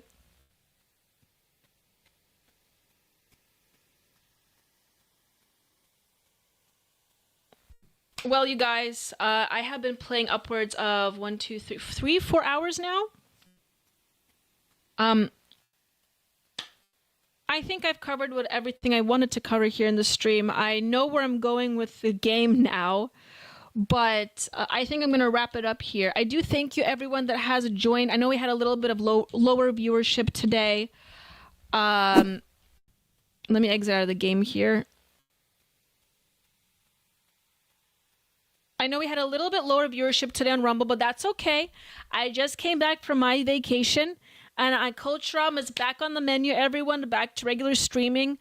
Very unfortunate I couldn't stream on Thursday, but as you know, because of Spirit Airlines, I couldn't do that. But it doesn't matter. We're back on the menu, boys and girls, and I think this has been a productive, fruitful gaming stream. But I look forward more to Tuesday's official political news stream. The Tuesdays and Thursdays. That's what I like to do the most. The gaming's fun though too.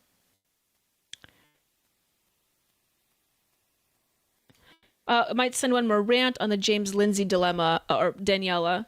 It is a dilemma. I'm being oppressed by white chihuahuas, writes Nelson65. Row House, I don't know a lot about the James Lindsay stuff. I was following it initially a few months ago about the woke rights stuff. I don't know what recently happened. I haven't been following that. I just know James Lindsay pisses people off now, and it's very funny. I met James Lindsay at Phoenix a few months ago. He seemed like a nice guy. It's unfortunate the path he's treading down towards.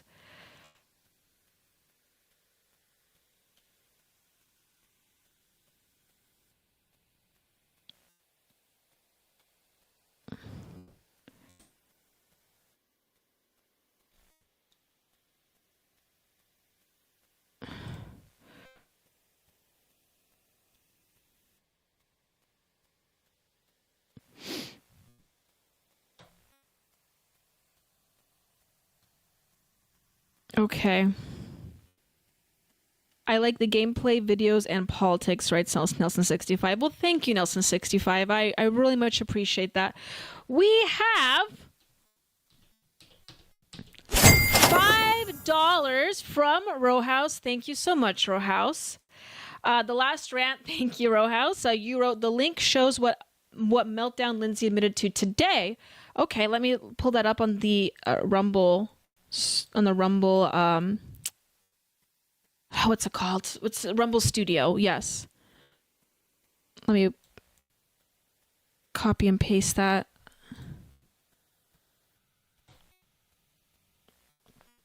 Okay.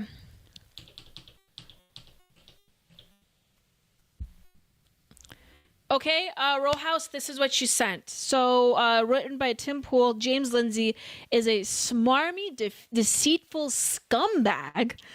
His whole Christian nationalism op failed. So he tried woke right, and exactly as predicted, he is shifting it to general conservatism. The playbook was obvious. Stop being so obtuse, said Seth Dillon. He's not talking about identitarians. He's talking about run-of-the-mill conservatives. And then Tim Pool links or has this screenshot, and it's of James Lindsay writing, "National conservatism is a woke right, final boss. To be fair, so kind of yes." Again, if you thought woke right was a label for anti-Semites and Israel critics, you thought wrong. Okay. National conservatism is the woke right, final boss. So look down to what Lindsay tweeted. Okay, this is what he tweeted underneath. "I invite you to actually engage with what I'm saying instead of talking about it out of your ass." He links to this. "What unites the various factions of the woke right into being woke is this way of seeing the world, here presented by Yoram Hazony, not any set of conclusions arising from within it.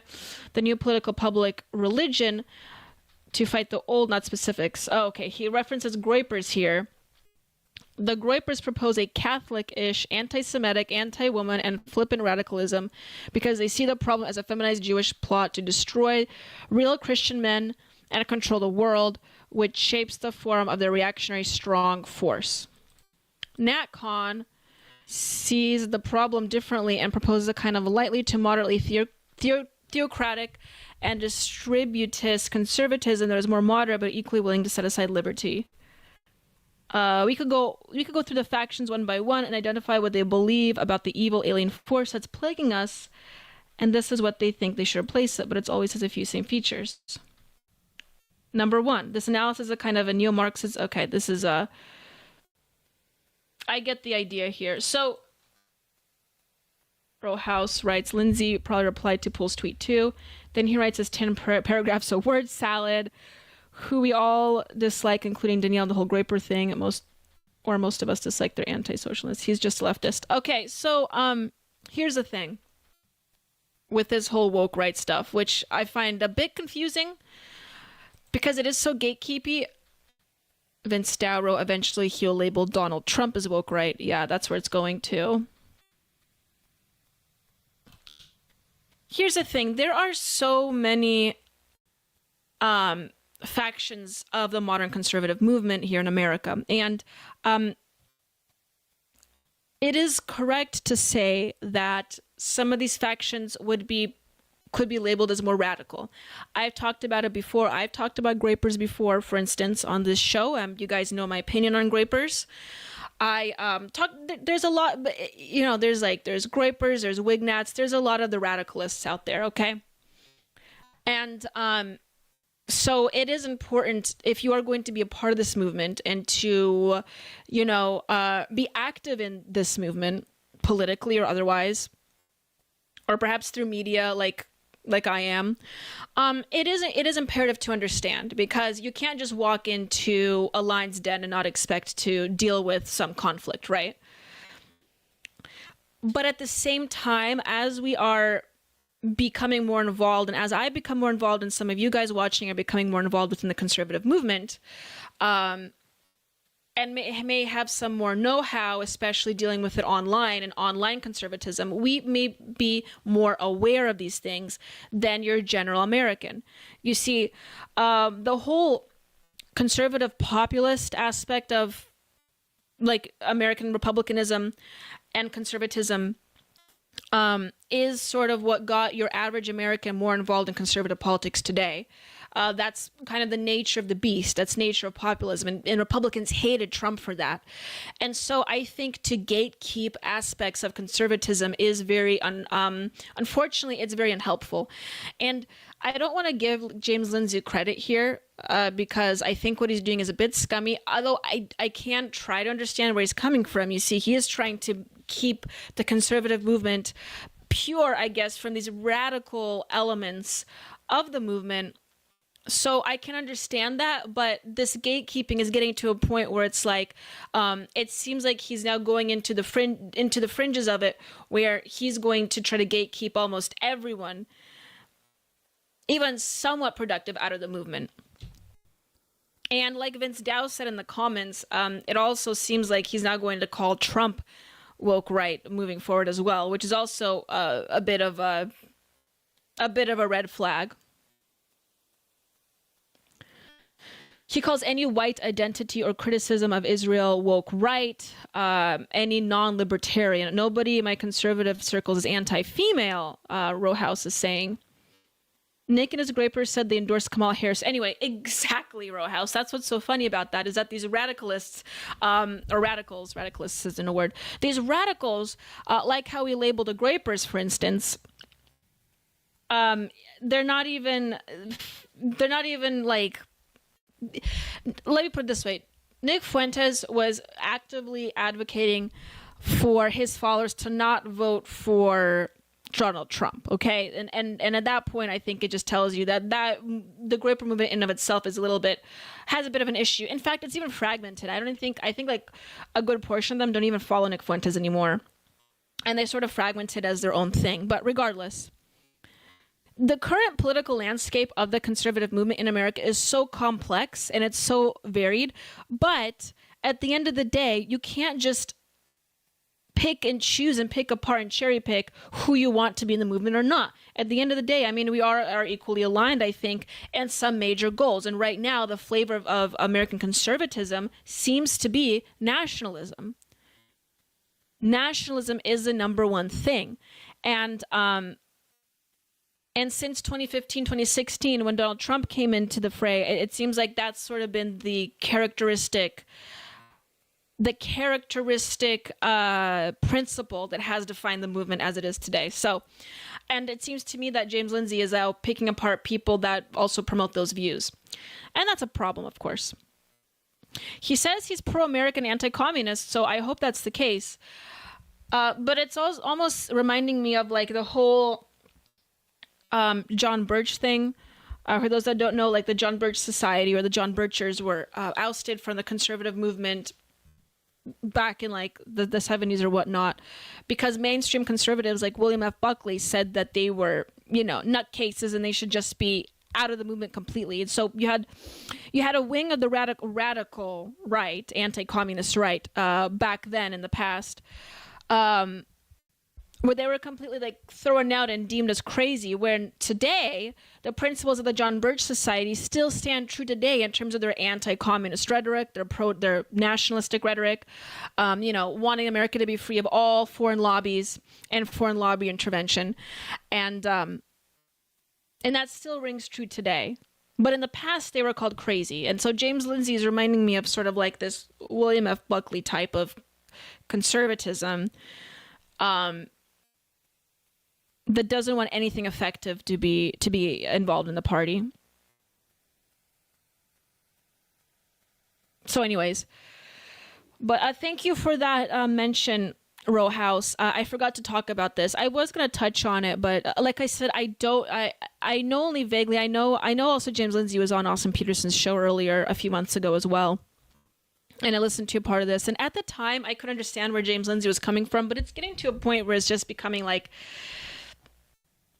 give it 3 more months, he's going to start calling Donald Trump woke right. Give it 3 more months.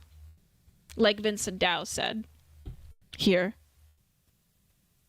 At least that's how I feel. Of course, I'm not an expert on the matter. I feel like I should write a Substack article on it, though. Maybe it'll still be relevant. I'll probably write a Substack article on it. But anyways, you guys, thank you so much for joining the stream today. We are hitting about, I think, 4 hours now, and you guys should get some rest. I know it's late in the East Coast. It's like midnight there, so I don't want to take up too much of you guys' time. And it's getting late for me too. So let me do an outro. And once again, I want to thank everyone that has joined me here today on stream. It has been great. It's going to be a better stream on Tuesday, though, and I hope to see you guys there. So let me do a quick outro.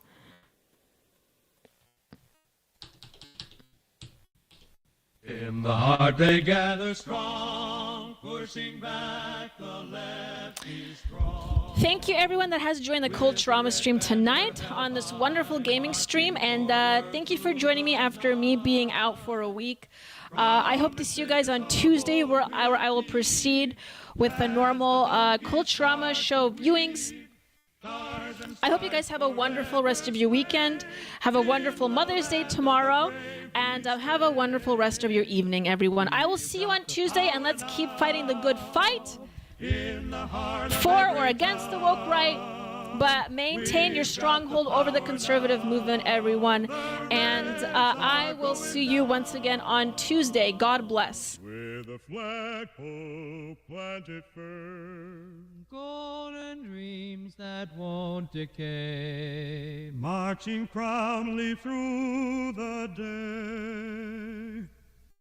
In the eagle's shadow by, we find our strength and take our pride. Let the voices echo loud, tearing through the waiting crowd. We've got the power now, in the heart of every town. We've got the power now, the Reds are going down. Across the plains and mountains tall, hear the victory call. With courage and with might we strive, in the light of freedom's guide. We got the power now, in the heart of every town. We've got the power now, the Red Star.